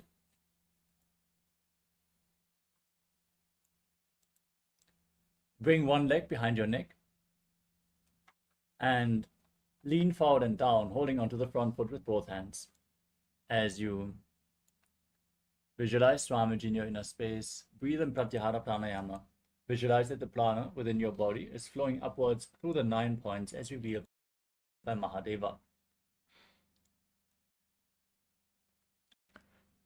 पश्चिमतानवत् संस्थितिं कृत्वा एकं पादं ग्रीवायां धृत्वा तिष्ठेत्. Now lean back with the leg behind your neck. Hold onto the foot with the opposite hand. Gaze to your nose and visualize you are infinite, endless, eternal in Anantasana. उत्तानशयनी एकैकं पायी ग्रीवायां विन्यस्य. Next up is Ankushasana. Now roll onto the side of the hand, holding onto the foot as you gaze to your nose and feel in complete control. उत्तानशयित एकैकं पादं ग्रीवायां कुर्वन्. Next up is Tridushasana. Lay on your back and pull your knees towards your chest.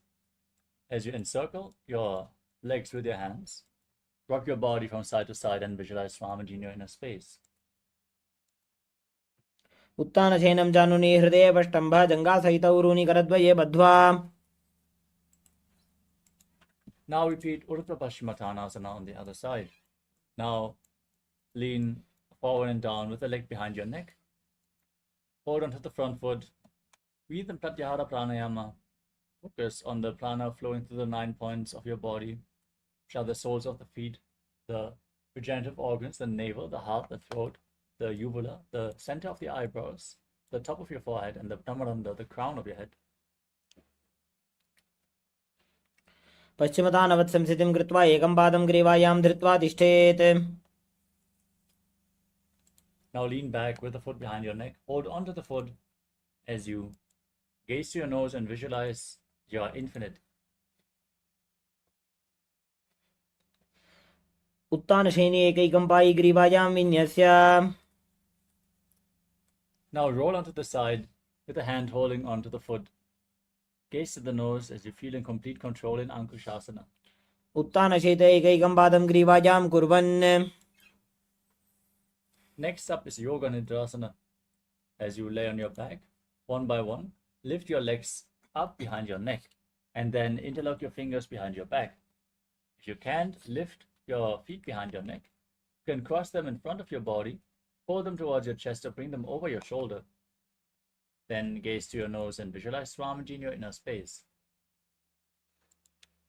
पादाभ्यां वेष्टयेत् कण्ठं हस्ताभ्यां पृष्ठबन्धनं तन्मध्ये शयनं कुर्यात् योगनिद्रा सुखप्रदा. Now bend your elbows upwards and interlock them around your neck as you gaze to your nose and visualize Lord Vishnu in Atmanamasana. आत्मा राम आसन प्रथम सुधोसो वे. Next up is Kochikasana. Now lay on your back, extend your arms out at the side at shoulder level. Keep the knees at the chest with the soles of the feet pointing up towards the sky. दो हाथ छीदा सा करे तेन सो ube Sapa करे. Next up is Jatara Parivritti 1, 2, and 3. Lay on your back, extend your arms out to the side and pull your knees against your chest. From that position, drop one knee to the side and extend the opposite leg down. Now bend both knees to the side. Extend both legs to the side, hold onto the feet and gaze away from the feet. Visualize Swamiji, perform the Mula Bandha, breathe in Pratyahara Pranayama as you return to the center position. Then drop the other knee down to the side, extend the opposite leg. Bend both your knees to the side. Extend them to the side and hold onto the feet as you gaze in the opposite direction. परिवृत्ते कुक्षे भागे त्रिदाहि परिकीर्तितः बद्धकोणं सुप्तकोणं ऊर्ध्वकोणम् अथापि च. Next up is the Dvipadapitam. As you lay on your back, with your feet flat, knees raised, hold onto your ankles and raise your hips up. As you gaze through your nose, lock your throat in Jalanirabandha and breathe in Mocha Kumbhaka as you visualize yourself as sturdy as a bridge. प्रतिक्रियायुतं द्वन्द्वपीठः सर्वबलप्रदम्.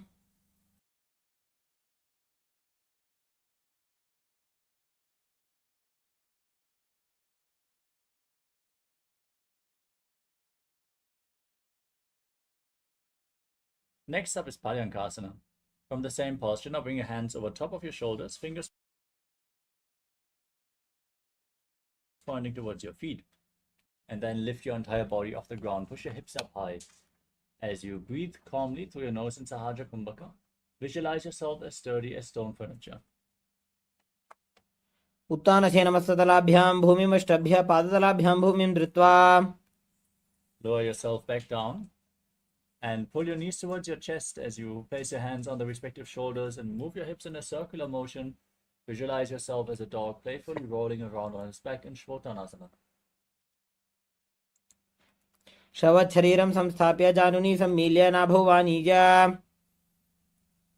Next up is the Viparita Karani. Now place your arms flat on the ground and then raise your legs up high. Point your toes towards the sky.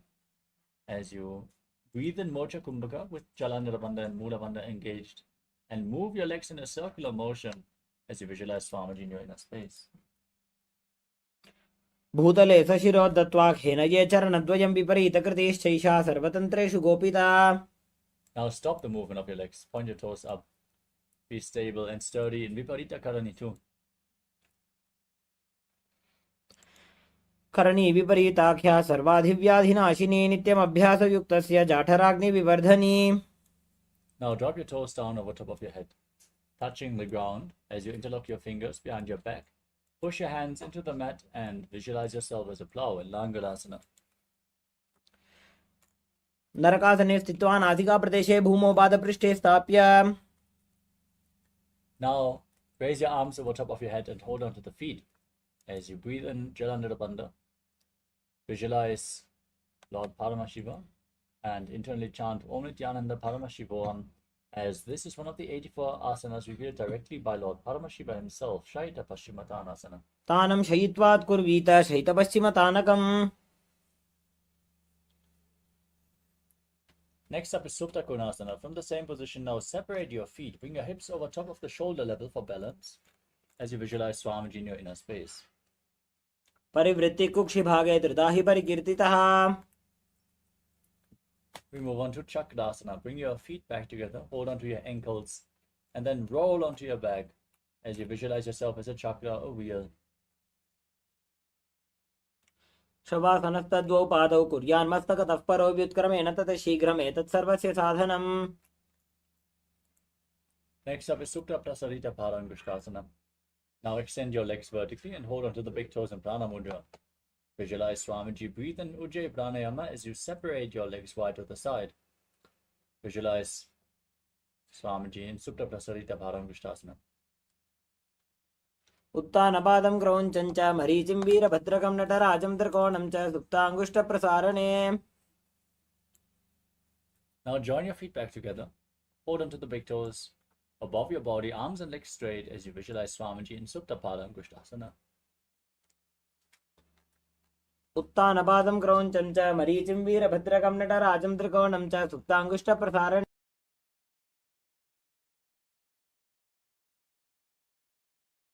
Next up is Matsyasana. From the same position, cross your legs into Padmasana and then lay on your back with your knees on the ground. Bring your arms over your head. Hold on to opposite elbows as you gaze to your nose and visualize Matsya, the fish avatar of Lord Vishnu. मुक्तपद्मासनं कृत्वा उत्तानशयनं चरेत् कूर्पराभ्यां शिरो वेष्ट्या मत्स्यासनं तु रोगः.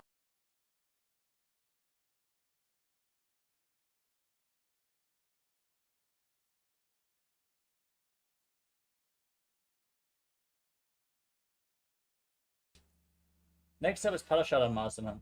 Now place the right hand over top of the left with the palms facing up over your head as you keep your legs in Padmasana. Gaze to your nose and visualize Lord Rama in Parasharamasana. प्रथमकरे पद्मासन आचे सुदोषो भूपरि पाछे. Now raise your knees up. Bring your hands to the lower back for support. Raise your hips up above your body. Balance on your elbows as you gaze to your nose and visualize Swamiji in Sarvangasana. अथवा क्षेत्र संक्षेपात् सर्वांगासनम् उत्तमम्. Next up is Vrishikasana. Lay on your back, place one foot onto the opposite thigh, and lift the opposite knee towards your chest. Extend your arms above your head, hook the fingers forward, lift your chin to the chest as you gaze to your third eye and visualize yourself as a scorpion. प्रथमशेन सुधोषि शिकेशिकी सन्धि सुदाखे. Place the other foot on the opposite thigh. Repeat Vrishikasana. प्रथमशेन सुधोषि शिकेशिकी सन्धि सुदाखे. Next up is Vrishabhadakshipasana. Interlock your fingers around your neck and lay flat as you lift both your legs up and alternate pulling one knee in towards your chest. Breathe through your nose as you visualize Swamiji. उत्तानशयनं कृत्वा अङ्गुलिभिक्कन्द्रां बद्ध्वा. Now place your hands next to your hips and lift your knees towards your ears again and again as you visualize Swamiji in Marutanasana. स्वोत्तानवत् संस्थितिः कृत्वा जानुद्वयं पर्यायेन कर्णयोः संस्पृशेत्. Next up is Vrikasana. Lay on your back and then place your feet flat, stand up and lay back down again and again, visualizing yourself as a wolf. उत्तानशयनं कृत्वा पादतलाभ्यां भूमिं धृत्वा. Next up is Lutasana. As you lay on your back, kick your legs over your body and roll over completely again and again as you visualize Swamiji in your inner space. Finally, end in a prone position on your stomach. उत्तानशयनं पादौ शिर उल्लङ्घ्य. Next up is Sadatasana. As you lay on your stomach with your hands by the shoulders. Contract your lips and make a whistling sound like a flute on the inhalation. Visualize yourself as a chariot carrying warriors into a battle for Dharma on your chariot back. नित्यशयनं कृत्वा नाभिं भूमौ निधाय. Now push your body into a plank position and jump your feet forward and backward as you visualize yourself transcend body and mind in Deha Ulanganasa. नित्यं शयनं कृत्वा नाभिं भूमौ निधाय. From a standing position,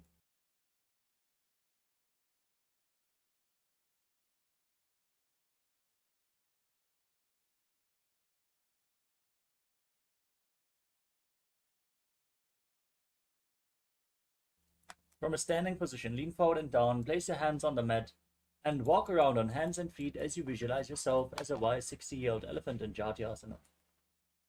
अथ जात्यासनं वक्षे येन जाति स्मरो भवेत्. Next up is Loitika Karana.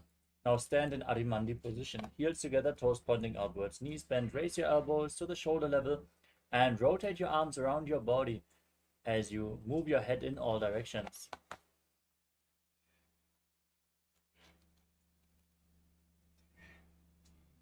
Next up is Sarvasana. Now tie your feet with a rope if you have a rope available. And then stand erect on the mat like a rod. Keep your hands at the side of your hips. Elbows close to your waist. Visualize your Kundalini Devi raising and curling upwards around your body. अथ सर्पासनं वक्षे वायुपाणाय केवलम्. Next up is Ushtrasadhanasana. Now lean forward and down and step your toes onto your fingers as you clench your hands into fists. Walk around on the mat, visualizing yourself as a camel. मुष्टिकनिष्ठिका प्रदेशेन भूमौ निधाय उपरि पादतले संस्थाप्य. Next up is Ashvasana. From the same position, hold your toes from the outside. Walk around, visualizing yourself as a horse. मुष्टिकनिष्ठिका प्रदेशेन भूमौ निधाय उपरि पादतले संस्थाप्य. Next up is Kapota Nithyananda. Stand with your heels touching. Interlock your fingers in Padusha Mudra behind your back as you pull your hands down towards your calves. Open your chest. Tilt your head back. Visualize yourself as a soaring bird diving.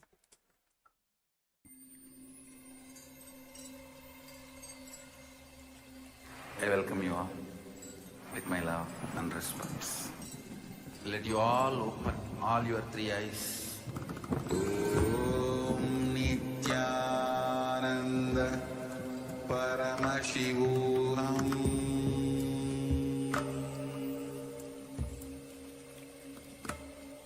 Om Nithyananda Paramashivoham.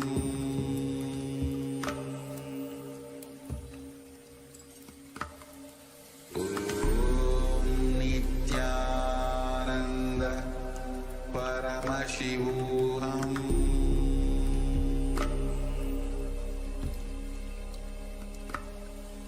Om Nithyananda Paramashivoham. Om Nithyananda Paramashivoham.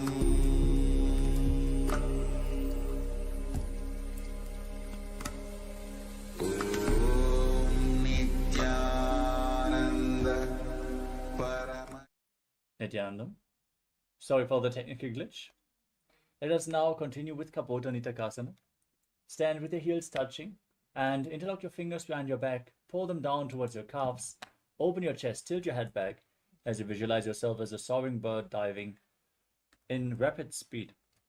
Breathe calmly through your nose. पादतले भूमौ निधाय पृष्ठभागेन हस्तौ जङ्घापर्यन्तं नीत्वा कपोतनिटकं भवति. Next up is Tala Pushpa Putam Karana. From Arimandi position, join your hands in Namaskara Mudra and bow down to one side. Open your hands and raise the respective heel as you visualize yourself holding a bouquet of flowers and offering it to Paramashiva.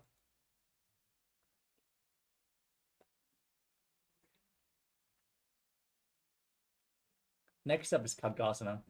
Now stand, visualize yourself as a rhinoceros and gaze to your nose as you lay down on your stomach. Then jump your feet towards your hand and stand. Join your hands in Namaskara Mudra, resembling the horn of the rhinoceros. आसनं कृत्वा पादतलाभ्यां भूमिं धृत्वा.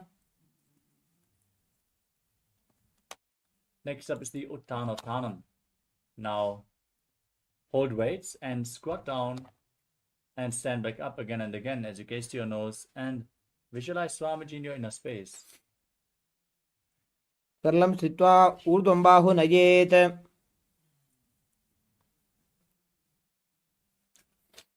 Next up is the Musalasana. Now raise your arms above your head and jump continuously as you visualize yourself as a mace. सरलं स्थित्वा ऊर्ध्वं बाहु नयेत् वारं वारम् उड्डानं कृत्वा. We move on to Ucheshakasana. As you hold on to one foot with both hands, pull it towards your chest, sit down and stand back up, alternating on both sides again and again as you gaze to your nose and visualize Swamiji in your inner space. एकैकं पादतलं कुक्षौ निधाय तिष्ठेत् उत्शीर्षकं भवति.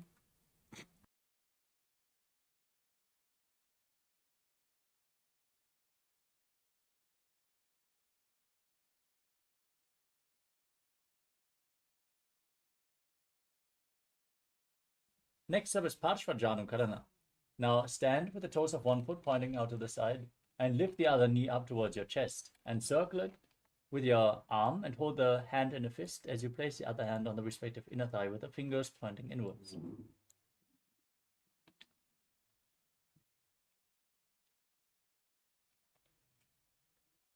Next up is Tandavasana. Now hold on to weights and extend your arms out in front as you visualize yourself fiercely dancing as Lord Shiva.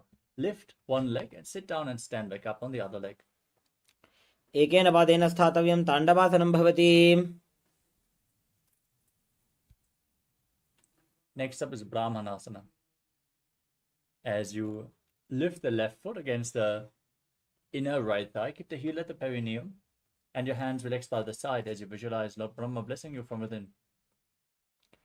ब्राह्मणासनमावक्षे यत् कृत्वा ब्राह्मणो भवेत्.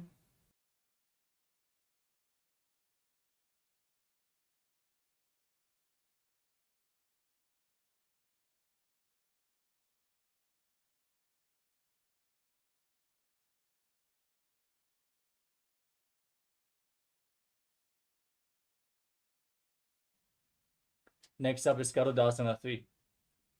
As you bring the left leg over and around the right knee, tuck the toes behind and keep the left arm below the right, join your hands in Namaskara Mudra and visualize yourself as Lord Garuda in Garudasana 3.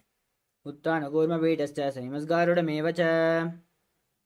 Next up is Ekapadasana. Now bring the left foot onto the right thigh. Keep your hands relaxed by the side as you visualize Swamiji in your inner space. दक्षाङ्घ्रिं वामपादस्य जङ्घोपरिनिधाय च. Next up is Dhuruvasana, the pulsar posture. Now hold on to the left big toe as you stand tall on the mat.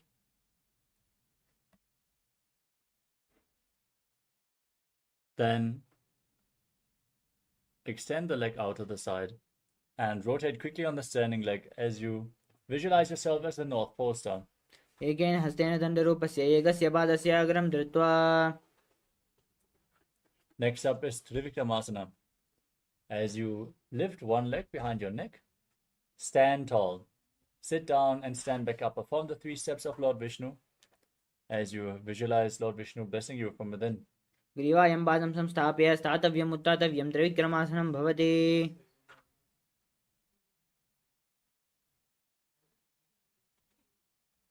Next up is Parshvajanukarana on the other side. Now lift the other leg towards your chest and circle with your hand. Place the other hand on the inner thigh.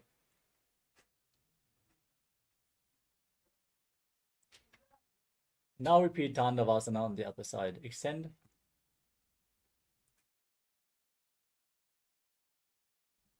your arms and the other leg forward. Sit down and stand back up as you visualize yourself fiercely dancing as Lord Shiva. एकेन पादेन स्थातव्यं ताण्डवासनं भवति.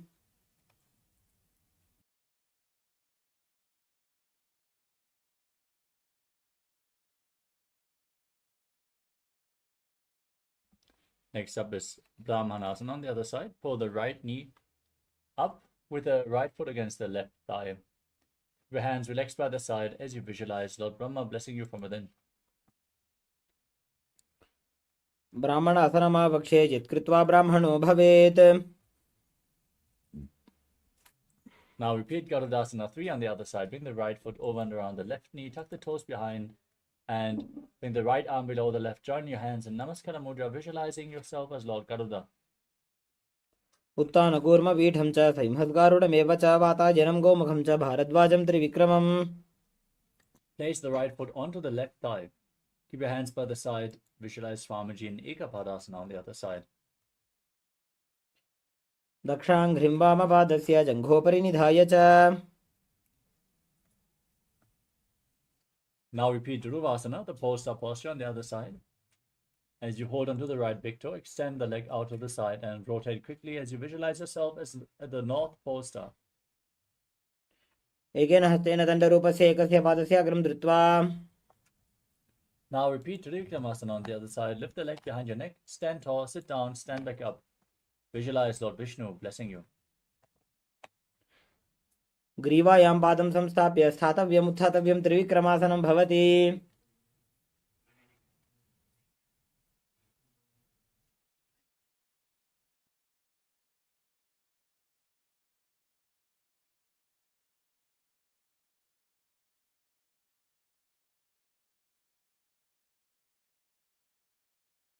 Next up is Samanaka Karana.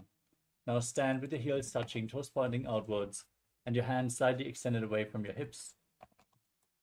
Breathe calmly. Point your fingers one by one. After this intense sequence of asanas, let us now get ready for the final 100 asanas of this sequence. Nithyananda, we are on a mission to revive the Enlightenment civilization. If you resonate with our message and want to be part of us, be sure to like, share, and subscribe. And don't forget to click the bell icon.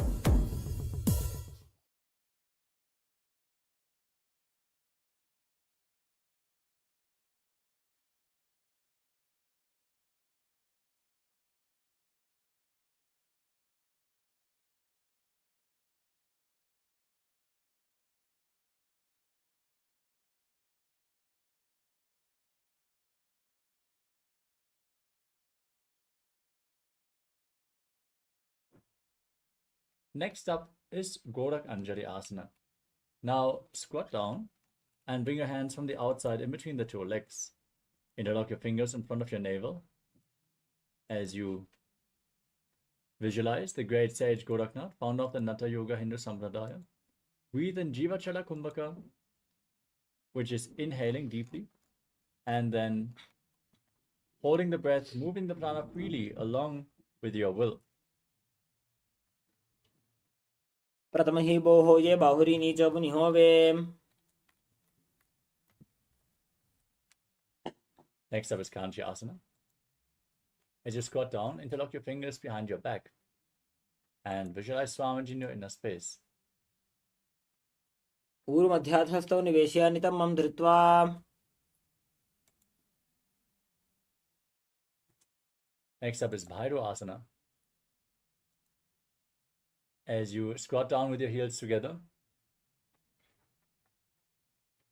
look towards your navel and interlock your fingers around your lower back as you visualize Bhagavan Kala Bhairava, the Lord of Time. दो पग की थलिया की माहिली को और मिलाई.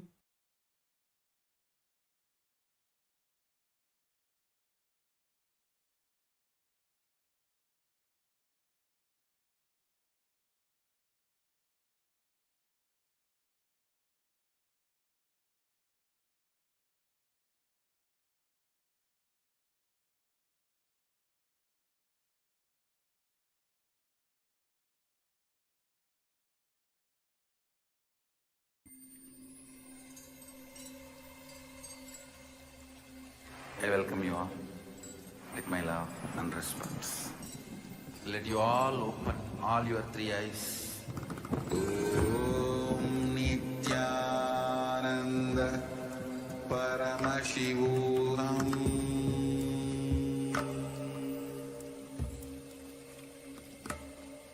Om Nithyananda Paramashivoham.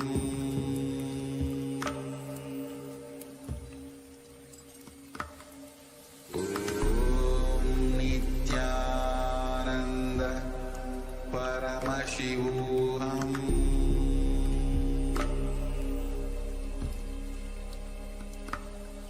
Om Nithyananda Paramashivoham. Om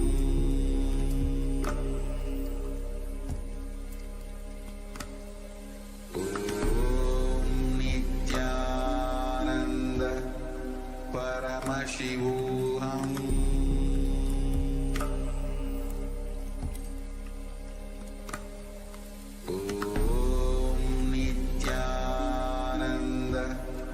Paramashivoham.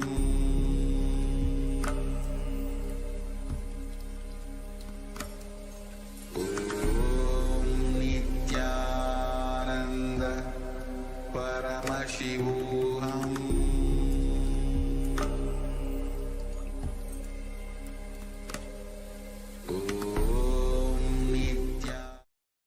Nithyananda, sorry for the technical glitch.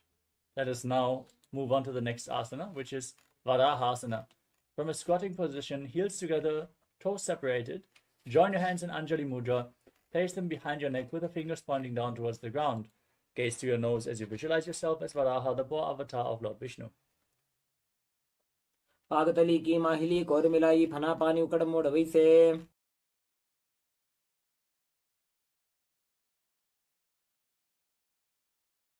Next up is Paripitasana. Hold onto the big toes and raise your hips to the same level as your knees as you visualize Swamiji in your inner space. पार्श्वद्वय सम्मील्य स्थित्वा नितम्बं ज्ञानप्रदेश आनीय. Next up is Bakasana. Now place your hands on the ground and place your knees onto your arms towards your armpits. Lift your feet up as you visualize yourself as a crow. पार्श्वद्वय सम्मील्य स्थित्वा नितम्बं ज्ञानप्रदेश आनीय. Next up is Sushtanga Kapalasana. Keep your hands on the mat, place your head on the ground and lift your legs up. Cross them into Padmasana as you gaze to your nose and visualize Swamiji in your inner space. आसन को गुण कपाल आछो होई. Next up is Guptasana. From a kneeling position with your heels outside the hips, keep your hands on the knees, gaze to your nose, and visualize you're sitting in the secret seat with Paramashiva and Guru. जानूर्भोरन्तरे पादौ कृत्वा पादौ च गोपयेत्. Nithyananda, we are on a mission to revive the Enlightenment civilization. If you resonate with our message and want to be part of us, be sure to like, share, and subscribe.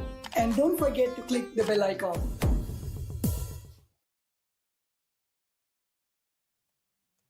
The next asana is Vrikshasana 2.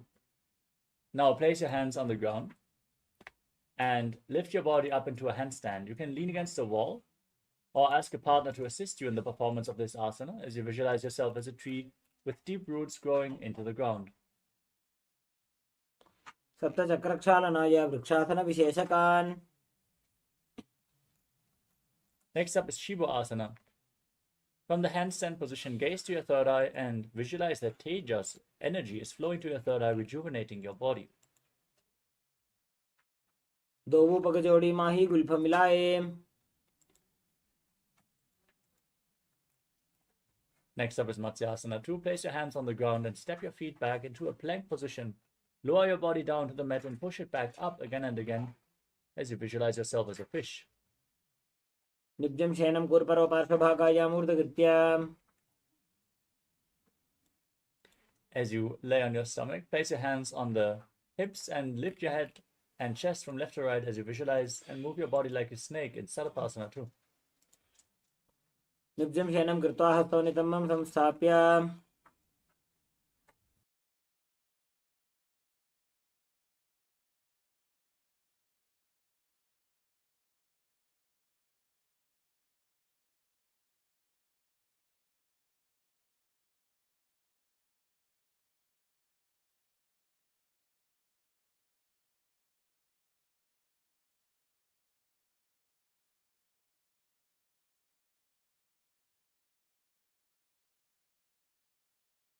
The next asana is Niralambanasana. As you keep your elbows on the ground in front of you, keep your hands in Padma Mudra, the lotus mudra, and rest your chin on your hands as you point the toes back, feel self-supported and completely independent. कराभ्यां भङ्गजं कृत्वा तिष्ठेत् कुर्परया सुधीः.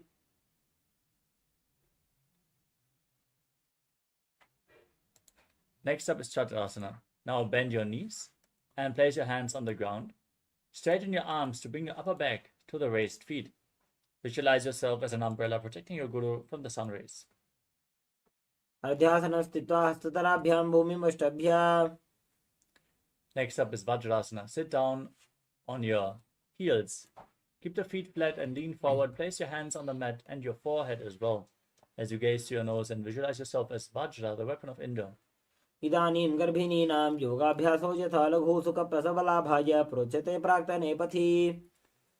Now raise your hips up, place your hands on the ground, enter Gajasana and alternate striking the ground with your hands as you visualize yourself as powerful as a ram in Meshasana. गजासन संस्थितो एकैकं बाहुं भूमौ ताडयेत्. Next up is Ajasana. With your hands on the ground, lift your body up and lower your head down towards the ground as you visualize yourself as unborn, existing for all eternity. गजासन संस्थितो पादद्वयमन्तराळे कृत्य.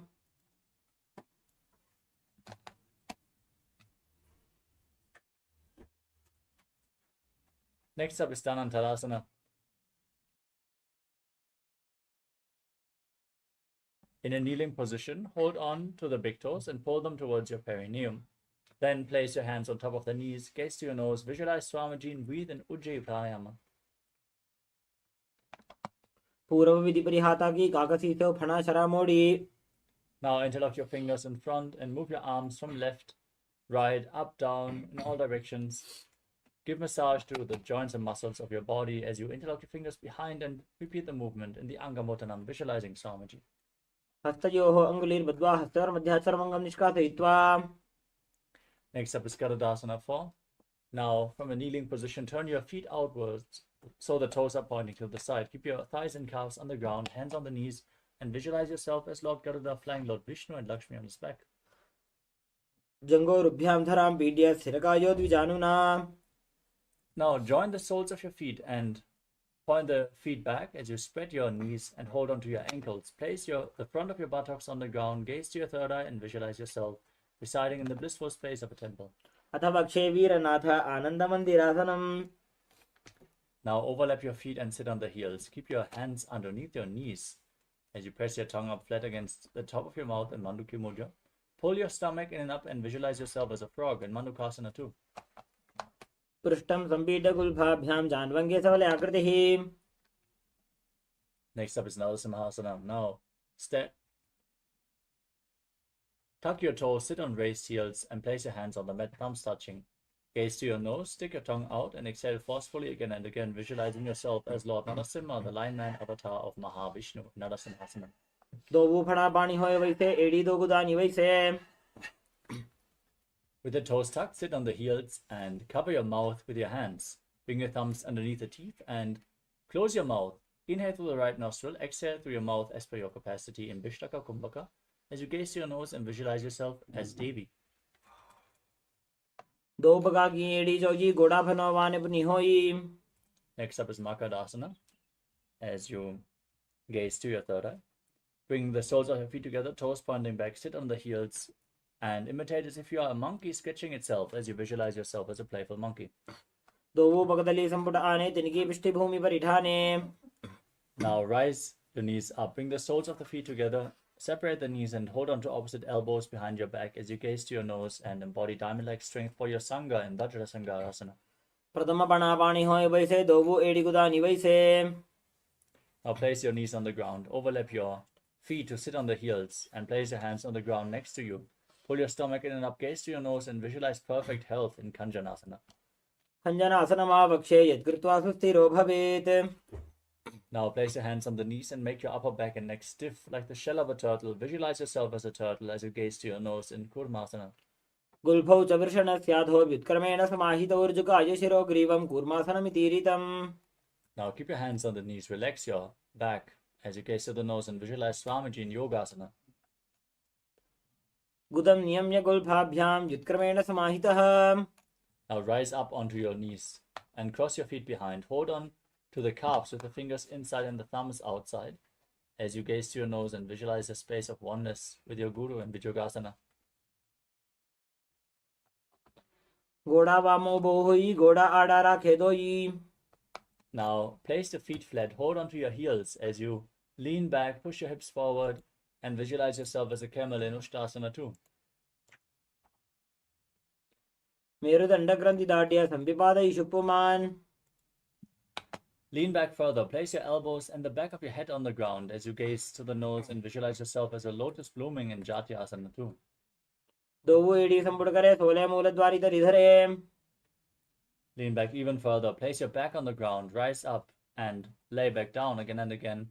Use the support of your hands if needed as you gaze to your nose and visualize the healing of your causal body in Vidatasana. जङ्घापृष्ठभूमौ निधाय जङ्घोदरयोः ऊरुनि संस्थाप्य. Next up is Kapotasana. As you lean back, bring your hands over top of your shoulders and hold onto your feet.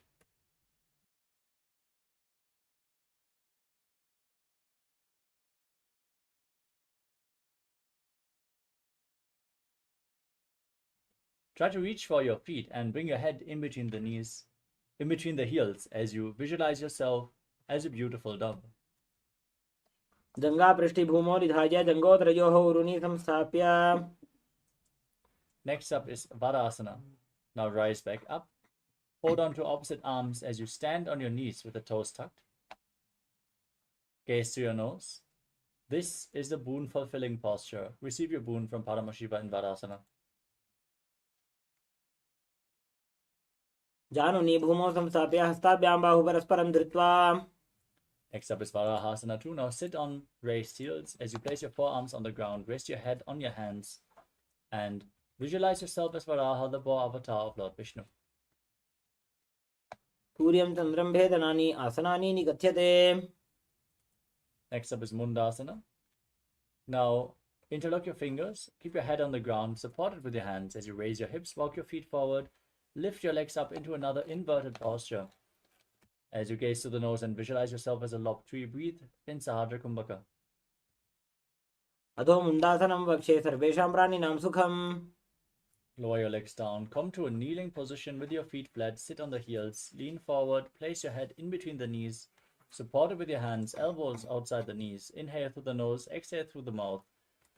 As you gaze to your nose and visualize Swamiji in Andhasana. प्रथमभक्तली समठहरावे कोरमाहिली उभे मिलावे. Now lay on your stomach, hold weights, lift your hands, your chest and your legs off the ground as you visualize yourself as a locust in Viparita Shalabhasana. सलभासन भेदाच नटभेरुण्ड नामके. Now place your forehead on the ground and lift your legs up as you keep your hands at the sides. Don't lift your chest up and visualize yourself as a skull in Kapalasana, the skull posture. कपालं भूमौ निधाय ऊर्ध्वं पादौ नयेत्. Next up is Akasha Kapotasana. Lift your legs up over top of your body and place your feet on the ground in front of you. Visualize yourself as a free and open dove. उष्ट्रासने स्थित्वा चरणौ भूमेरुत्थाप्य. Now from a kneeling position, place your forearms on the ground in front of you. And visualize yourself as a sparrow in Chatakasana. कूर्वरपर्यन्तौ हस्तौ धरामौष्टभ्य. Next up is Vrishikasana 2. Now place your forearms on the ground and lift your legs up over top of your body. Bend your knees and try to touch the back of your head with your feet as you visualize yourself as a scorpion. विच्छिवपुच्छ प्रतिमाङ्कृपा श्रीधत्वा स्वशीर्षचिबुकं विधार्यकौ. Next up is Vrishasana. As you sit on the right heel, keep the left foot outside the hip, toes pointing to the side. Place your hands in front of your body and visualize yourself as a bull as you forcefully inhale through your nose in Antaranga Kumbhaka. Hold your breath for a short while and again exhale through the nose. याम्यगुल्फे पादमूले वामभागे पदेतरम्. Next up is Lolasana. Lift your body up on two hands. Cross the left toes over the right. Visualize Swamiji. लोलासनं सदा कुर्यात् वायुलोलापघातनात्. Repeat Vrishasana on the other side. Visualize yourself as a bull. याम्यगुल्फे पादमूले वामभागे पदेतरम्. Now place the right foot on the ground and sit on the tucked left heel. Hands on the knees and visualize Balagunahai in Balagunasana. आसन को गुण जल विकार जाई. Now stand up, squat down, bring your hands inside out the legs and hold on to your ankles from the outside as you visualize yourself as the entire planet in Grahasana. पादतले भूमौ संस्थाप्य जानुमध्ये कुर्वरौ स्थाप्य. Next up is Balagunasana. Now sit on the right heel. Keep your left knee raised. Visualize Balagunahai. आसन को गुण जल विकार जाई. Now step both feet in, sit on the heels. Hold on to weights, place them on the knees together. Visualize Swamiji in Utkatasana. युजास् विजोस् दीयत ऊर्वजान यत्रासने पादतलद्वयोपरि. Next up is Vajrasangadasana 2. With the soles of the feet together, hold on to opposite elbows behind your back and visualize Swamiji. प्रथम पणापाणी होय वैसे AD दो गुदानी वैसे. Now place your hands on the ground, step your heels onto your hands, arms straight, gaze to your nose, visualize you're able to lift off of air alone in Anilasana. दो हाथ भूमि पर ठाने कहनी जाड़ी ना बिलग आने. Stand up, lean forward and down, place the back of your hands on the ground, step your feet onto your hands and walk around as you visualize yourself wearing padukas, walking across India in Padukasana. हस्ततलयोः पादतले कृत्वा तिष्ठेत् गच्छेत् पादुकासनं भवति. Next up is Kupkutodhanasana. Place your hands on the ground, kick your legs up and let them fall back down again and again as you visualize yourself as a rooster. हस्ततले भूमौ कृता पादतले च ऊर्ध्वमुड्डानं कृत्वा. Next up is Parita Nrityasana. With your hands on the ground, kick your legs over top of your body and move around on two hands dancing as you feel yourself become free of all inhibition. हस्ततलाभ्यां भूमिं वष्टभ्याम्. Next up is Kunjadasana. Now lean forward and down, place one hand on the ground and the other hand on your respective ear. Visualize Swamiji in your inner space. अथ वक्षे Mahadev कुञ्जरासनमुत्तमम्. Now repeat Kunjadasana on the other side. अथ वक्षे Mahadev कुञ्जरासनमुत्तमम्. Now squat down and hold onto your ankles as you lift your feet and visualize yourself as a Kadamba tree in Kadambasana. पार्श्विभ्यां भूमिं वष्टभ्याम्. Now place your feet flat, knees against the chest, hands on the knees, and visualize excess vata being removed from your body in Pavana Muktasana. द्वयोः सुपादयोः पाणिं लात्वा सस्वनितम्बके. Next up is Chakodasana. Bring one leg behind your neck and lift your body off the ground. Extend the opposite leg forward as you gaze up and visualize yourself as a powerful source of energy in Chakodasana. पूर्वतानं चतुष्पादपीठं वज्रासनं तथा. Now hold on to the big toes and pull one foot towards your ear as you keep the other leg extended forward as you visualize yourself as a bow in Dhanurasana 2. पादाङ्गुष्ठौ तु पाणिभ्यां गृहीत्वा श्रवणावधि. Next up is Ashtavakrasana. Lift the leg over top of your shoulder, hook the other foot over top, extend your legs out to the side, and balance on your arms as you visualize yourself as a flying crane. वासिष्ठमथ कौण्डिन्यम् ऊर्ध्वकुक्कुटमेव च. Next up is Pranasana. Keep one foot flat, the opposite foot on the raised thigh. Keep the shoulder underneath the knee. Gaze to your third eye and visualize that you are immortal, able to exist solely on prana and Pranasana. एतत् प्रभेदं वक्ष्यामि करोति यस्य चामरः. Next up is Parshvamatsindasana. Bring the raised foot to the opposite hip. Step the foot over top of the knee. Interlock your fingers behind your back as you gaze to your third eye and visualize Sage Matsindanath. वामोरुमूलार्पितदक्षपादो जान्वो बहिर्वेष्टितदक्षदोष्णा. Now repeat Chakodasana on the other side. Lift the other leg behind your neck. Lift your body up. Extend the opposite leg forward. Gaze up and visualize yourself as a powerful source of energy. पूर्वतानं चतुष्पादपीठं वज्रासनं तथा. Now pull the other foot towards your ear as you hold onto the big toes in Prana Mudra. Visualize yourself as a bow in Dhanurasana 2 on the other side. पादाङ्गुष्ठौ तु पाणिभ्यां गृहीत्वा श्रवणावधि. Now repeat Ashtavakrasana. Lift the other leg over top of your shoulder and balance as you extend your arms, your legs out to the side. Lean forward and visualize yourself as a flying crane. वासिष्ठमथ कौण्डिन्यम् ऊर्ध्वकुक्कुटमेव च. Now repeat Pranasana. Now place the other foot flat. Place the other foot on top of the opposite thigh. Raise your knee over your shoulder. Gaze to your third eye and visualize you're immortal, able to exist on prana. एतत् प्रभेदं वक्ष्यामि करोति यस्य चामरः. Now repeat Parshvamatsindasana. Bring the raised foot to the opposite hip. Step the foot over top of the knee. Interlock your fingers behind your back as you gaze to your third eye and visualize Sage Matsindanath, the master of Hatha Yoga. वामोरुमूलार्पितदक्षपादो जान्वो बहिर्वेष्टितदक्षदोष्णा. Now extend one leg, keep the other heel against the perineum in Ardha Paschimottanasana. As you lean forward and down, hold onto the front foot as in Paschimottanasana and visualize Swamiji in your inner space. एकं पादं प्रसार्य एकं पादस्य पार्श्वनासीमनि सम्पीड्य. Next up is Kranchasana. Bring the left foot outside the hip and raise the right foot in front of your face with the knee straight as you visualize yourself as a crane. उत्तानपादं क्रौञ्चं च मरीचिं वीरभद्रकम्. Now repeat Ardha Paschimottanasana. Bring the other heel against the perineum and lean forward and down. एकं पादं प्रसार्य एकं पादस्य पार्श्वनासीवने सम्पीड्य. Now bring the right foot outside of the hip and lift the left foot in front of your face, visualizing yourself as a crane and crown chasana on the other side. उत्तानपादं क्रौञ्चं च मरीचिं वीरभद्रकम्. Now sit in a cross-legged position with your feet in between the thighs and calves. As you gaze to your nose, embody peace, well-being, good fortune, and prosperity. Visualize a swastika in your inner space. Keep your hands on the knees. जानुर्भोरन्तरे सम्यक् कृत्वा पादतले उभे. Next up is Gorakshasana. From the same posture, cover your heels with your hands, suck your chin to the chest, gaze to the nose, and visualize the great sage Goraknath. जानुर्भोरन्तरे पादौ उत्तानौ व्यक्तसंस्थितौ. Next up is Bhagasana 2. Now, keep the left heel against the perineum and the right foot on top of the left thigh. Inhale all the way, gaze to your third eye, visualize Swamiji in your inner space. Meditate on Arihanta as you close all your senses with your hands in Shanmukhi Mudra. वामपार्श्वौ गुदं संस्थाप्य दक्षाङ्घ्रिवामजगने. Now place your feet on opposite knees, your hands on the ground next to your body, palms facing up in Yogasana 2. As you gaze to the nose, visualize Swamiji and breathe in Kakachantra Kumbhaka with your mouth in the shape of the beak of a crow. Inhale through the mouth and exhale through your nostrils. उत्तानौ चरणौ कृत्वा संस्थाप्य उपरि जानुनोः.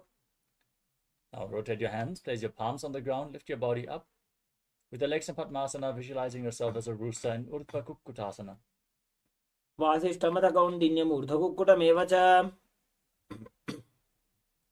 Next up is Siddha Haratali Asana. Now bring your legs, keep your legs in Padmasana, hands in between the legs, palms on the ground without lifting your body up. Visualize Swamiji as you gaze to your nose.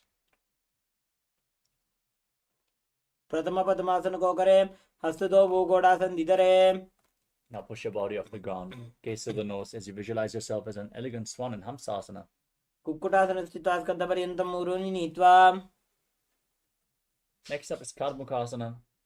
Now raise your hips up, push your hands in between the legs and interlock the fingers, placing them on the ground behind you in Parashu Mudra. Rest your forehead on the ground and visualize yourself as Pinaka, Lord Shiva's bow. प्रथम पद्मासन को करें, घोड़ासन दिमाही कर इधरे. Now raise your knees off the ground. As you keep your legs in Padmasana, bring your hands in between the thighs and calves and bend your elbows upwards to hold on to the respective shoulders. As you visualize yourself as a turtle with a stable body and mind to live for centuries in Kurmasana 2. By जंग पर दक्षिण बामा, दाई जंग पर by ल्यावा. Remain in the same posture, tuck your chin to the chest, gaze to the nose as you rejoice knowing you're sitting in Shiva's secret mouth posture, Granti Bedasana. अथ वक्षे नीलकण्ठ ग्रन्थिभेदासनं शुभम्. Now roll onto your back. Keep holding onto the shoulders. Maintain Padmasana. Embody a turtle laying on its back as you gaze to your nose in Uttana Kurmasana. कुक्कुटासनबन्धस्थं कराभ्यां धृतकन्धरम्. Now sit back up. Keep your legs in Padmasana. As you bring your hands in between the legs, place one palm on the ground and hold its wrist. Lift your body up on one arm as you visualize yourself as a rooster in Paramgu Kukkutasana. Kukkutasana स्थित्वा एकेन हस्तेन अन्यस्य मणिबन्धं धृत्वा. Now lift your body up on the other hand. Repeat Paramgu Kukkutasana on the other side. Kukkutasana स्थित्वा एकेन हस्तेन अन्यस्य मणिबन्धं धृत्वा. Maintain Padmasana. Place your elbows on the toes. Interlock your fingers. Press your thumbs against the throat as you place your chin on the hands. Visualizing that you have gone beyond all greed and covetous in Grittasana. जानुर्भोरन्तरे पादौ उत्तानो व्यक्तसंस्थितौ. Next up is Padmasana 3. Maintain Padmasana. Bring one palm over top of the other, palms facing up in your lap. Engage all three bandhas, gaze to your nose and visualize Swamiji in your inner space. उत्तानो चरणौ विधाय विधिवत् शक्तिस्थितौ योगिरात्. Now place your hands on the knees, gaze to the nose and visualize Paramashivoham in your inner space as you chant the Mahavakya in Padmasana form. एतत् पद्मासनं कुर्यात् प्राणवायुप्रसिद्धये. Next up is Karmukasana 2. Now keep the right hand, index and middle finger interlocked around the big toe as you move the big toe round and round. Then repeat the movement on the other side. Visualize yourself as Pinaka, Lord Shiva's bow in Karmukasana 2.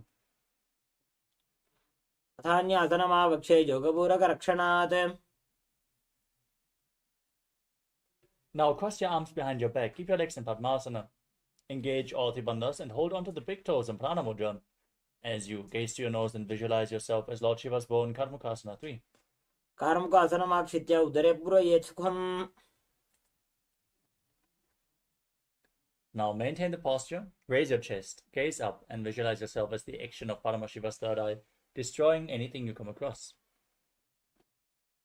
Urubhyamupari sthapya padayugmam prayatnatah. Now roll onto your back, keep your arms crossed behind, holding onto the big toes as you gaze to your nose, and breathe in Sahadra Kumbhaka as you visualize yourself as a snake in Nagrasana. Pratamavatmasan kothane, dobu hath pachane ane. Free your arms and legs, pull your knees towards your chest, encircle them with your arms.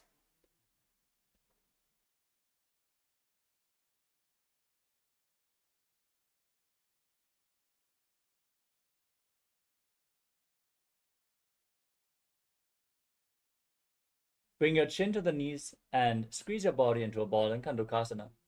Vetrasane sthitva hastapada nishkushya. Next up is Urdhva Bhavanasana. As you interlock your fingers around your neck, keep your feet flat, gaze to the nose and visualize Swamiji. Breathe calmly through your nose. Pratame sudho saina karave, goda ubha rashi milave. Now bring your upturned palms underneath your heels and push your hips off the ground. Lock your throat, breathe in Mocha Kumbhaka and visualize yourself as a powerful alpha ape in Marakata Pitasana. Uttana sena badadale uttana hastayoho sthapayet. Now bring your hands to the lower back and straighten your legs. Keep your hips raised, rest your body weight on your elbows as you gaze to your nose and visualize Swamiji in Uttana Shikipita Kasana. Janghoru balahinashchet uttana shikibitakam. Now raise your legs up and point your toes towards the sky as you place your arms flat on the ground for support. Visualize yourself blissfully traversing through Naraka Loka unscathed in Narakasana. Griva kanthena bhumim vishtambha. Bring your hands to the lower back and straighten your body. Lower your legs down. Engage your core intensely as you visualize yourself as a boat crossing the ocean of samsara in Tiranaukasana. Naukavat sthitvat urdhvam padagradvayam najet. Now bring your hands back to the ground. Support your body. Be stable and sturdy like a flagpole as you visualize yourself as the Kailasa flag respected across all nations in Dvajasana. Tiriyan naukavate griva prishtagur bhumim vashtabhya.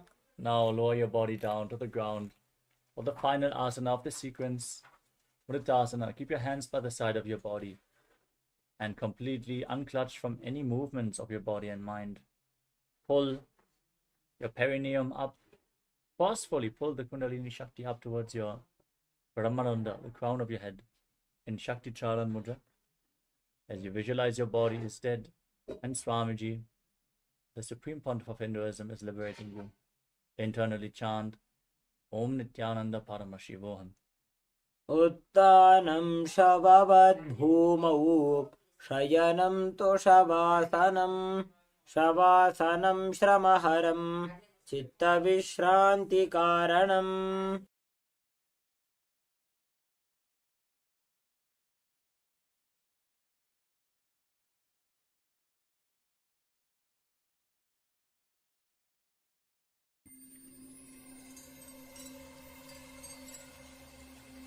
I welcome you all with my love and respect. Let you all open all your three eyes. Om Nithyananda Paramashivoham.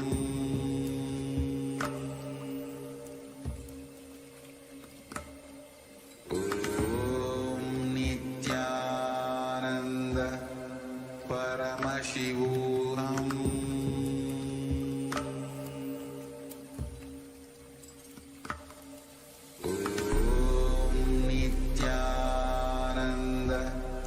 Paramashivoham.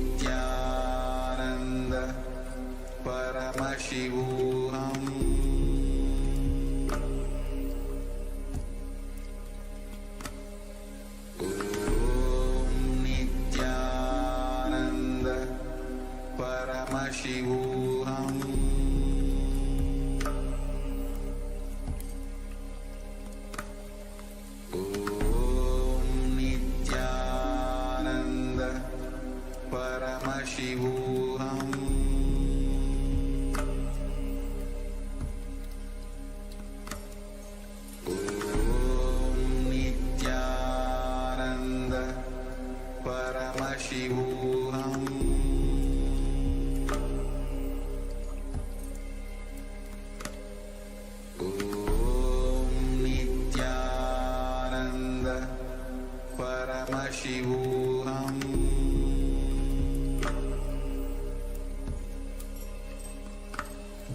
Om Nithyananda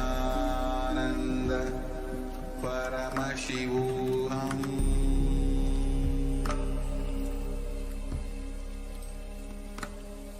Om Nithyananda Paramashivoham.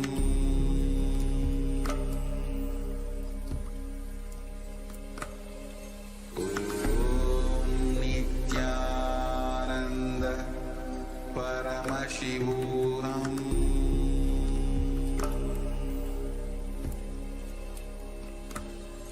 Om Nithyananda Paramashivoham.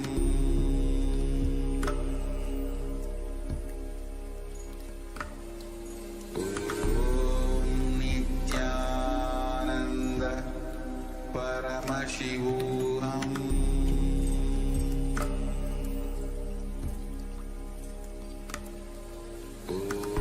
Om Nithyananda Paramashivoham.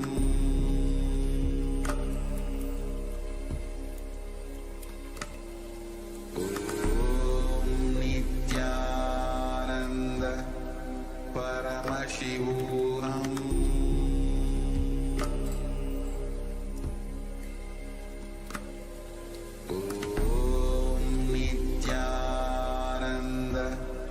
Paramashivoham. Om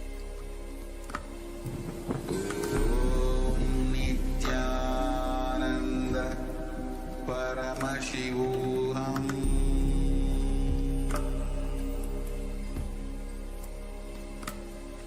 Om Nithyananda Paramashivoham.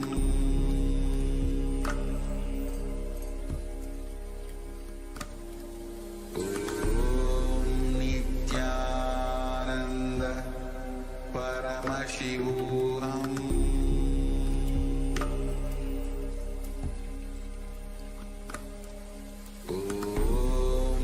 Nithyananda Paramashivoham.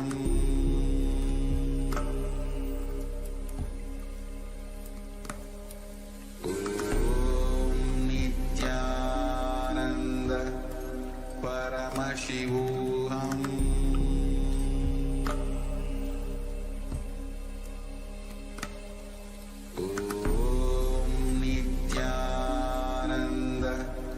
Paramashivoham.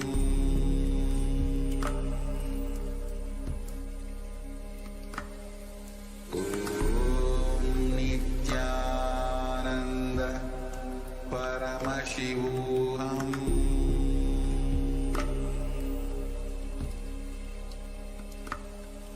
Om Nithyananda Paramashivoham.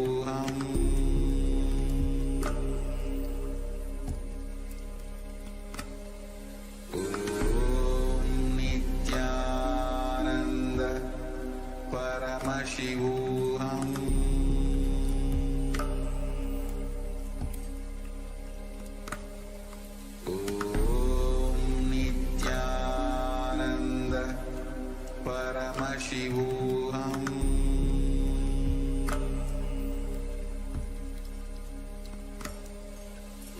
Om Nithyananda Paramashivoham.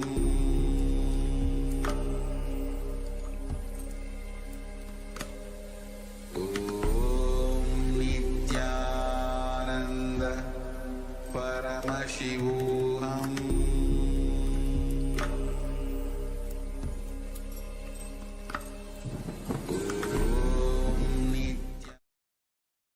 Now, slowly, return to your physical body.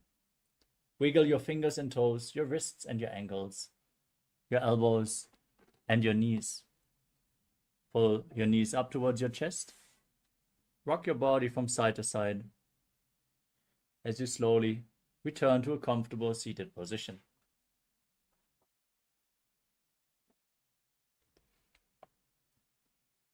Congratulations, you completed the Vidya Vinyasa Krama 308 asana sequence.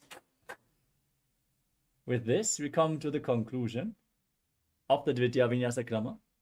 But again today we have another Tritiya Vinyasa Krama preview, another 15 asanas of the 508 asana sequence as revealed by the Supreme Pontiff of Hinduism. So let's get ready, have a sip of water, and let's enter into another sneak peek of the Tritiya Vinyasa Krama. Nithyananda, we are on a mission to revive the Enlightenment civilization. If you resonate with our message and want to be part of us, be sure to like, share, and subscribe. And don't forget to click the bell icon.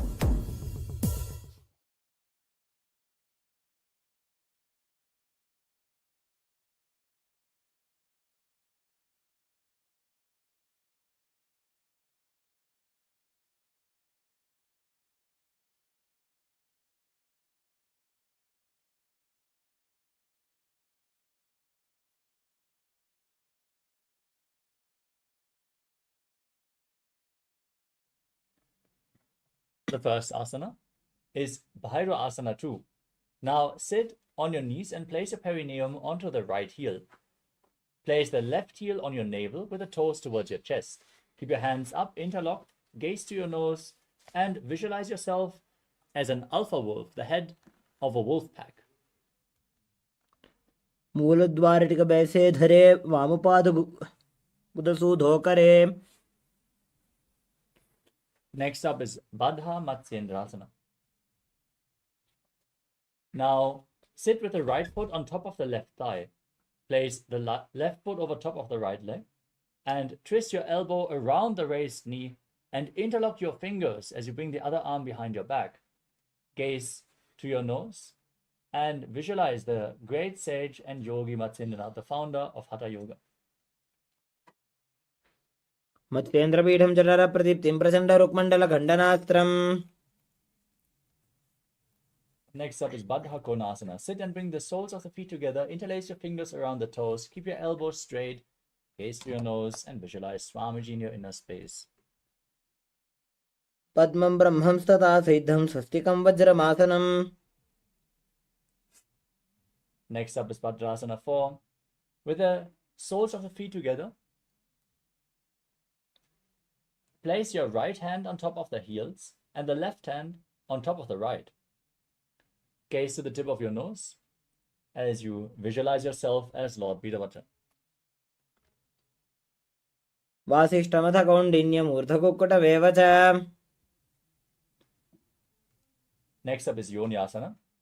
Now hold onto your feet and turn the toes inwards and down as in Bhairavasana. As you move your body over top of the heels and sit down, then place your hands on the knees. Gaze to your nose as you visualize Yoni Mandala, a symbol of the creative energy of the universe. पादौ सम्मील्य पादाग्रे आधारे पार्श्वलिङ्गात् अधः आनीय. From the same asana, we're going to continue to Gorakshasana, Bhadrasana. Now engage all three bandhas, gaze to your third eye, and visualize the great sage Goraknath. वृषणानि नीचे सीवनदा भागमदा पगानि AD.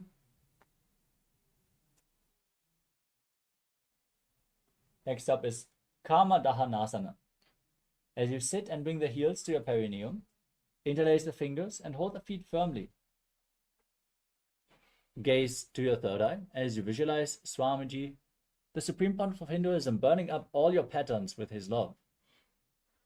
भद्रासनं सुखं स्थाप्य विपरीतत्तु द्वे पदे. Next up is Supta Baddha Konasana. As you sit and bring the feet inwards towards your navel, press your feet against your stomach and hold your hands behind your neck. As you gaze to your nose, visualize Swamiji in your inner space. महामुद्राबद्ध कोनो ताड़ासन विभेदकान्. Next up is Bekasana 2. From the same posture, bring your elbows together, gaze to your third eye and visualize yourself as a frog. ध्याये धिचित् पदं भ्रान्तं आसनस्थः सुखाय च. Next up is Bhagasana 2. With the soles of the feet together, the toes touching the navel, place your hands on the respective knees. Gaze to your nose and visualize Swamiji in your inner space. पग उलाटा मोड़ी बैसे पग का माहिला गुल फकूला. Next up is Siddhi Jivi Asana.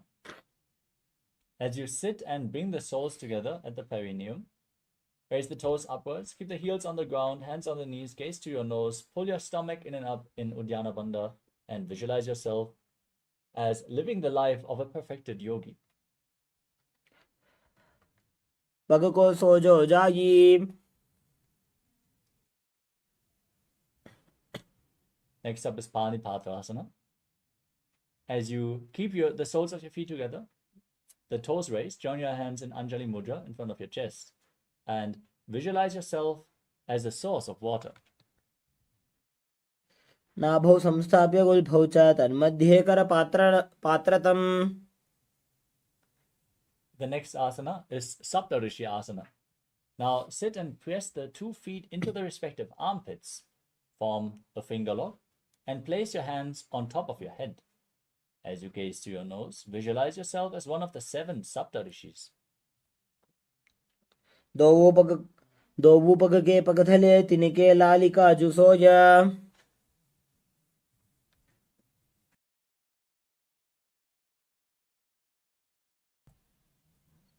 Next up is Suktyasana. Now rise up onto the knees and bend your legs inwards, heels touching one another at the groin. As you hold the feet firmly in place, keep your hands on the ankles, and visualize yourself as a pearl born from the womb of an oyster. पार्श्वे नाभौ संस्थाप्य जङ्घाभ्याम् अवनिप्रदेशेन.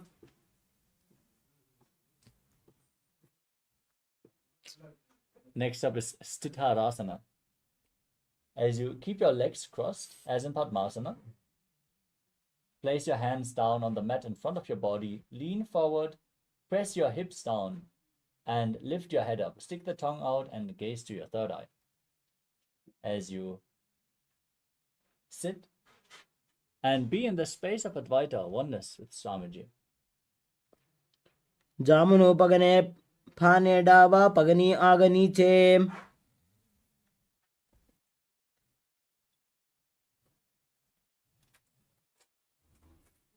With this, we come to the final asana of this Tritiya Vinyasa Krama preview. Thank you all so much for joining us today for the Nithyananda yoga session. With this, you can give yourself a round of applause. Thank you all so much for joining. Let us now conclude today's Nithyananda yoga session as you sit straight with your head, neck, and spine in a straight line. Your hands in Namaskara Mudra in front of your chest. Close your eyes.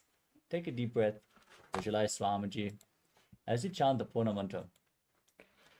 ॐ पूर्णमदः पूर्णमिदं पूर्णात् पूर्णमुदच्यते पूर्णस्य पूर्णमादाय पूर्णमेवावशिष्यते. ॐ शान्ति शान्ति शान्तिः. हरिः ओं तत्सत्. सर्वं भगवत् श्री नित्यानन्द परमशिव पादुकार्पणमस्तु. ॐ नित्यानन्दम्. Stay tuned as we are going to have the power manifestation session next. Manifest the Shaktis of Paramashiva. Thank you all for joining. Nithyananda.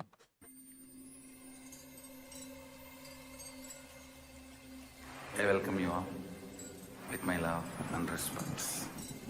Let you all open all your 3 eyes. Om Nithyananda Paramashivoham.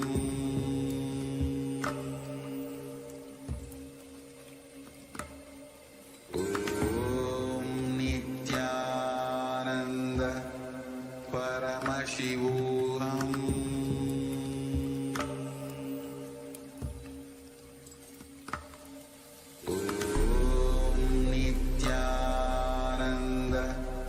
Paramashivoham.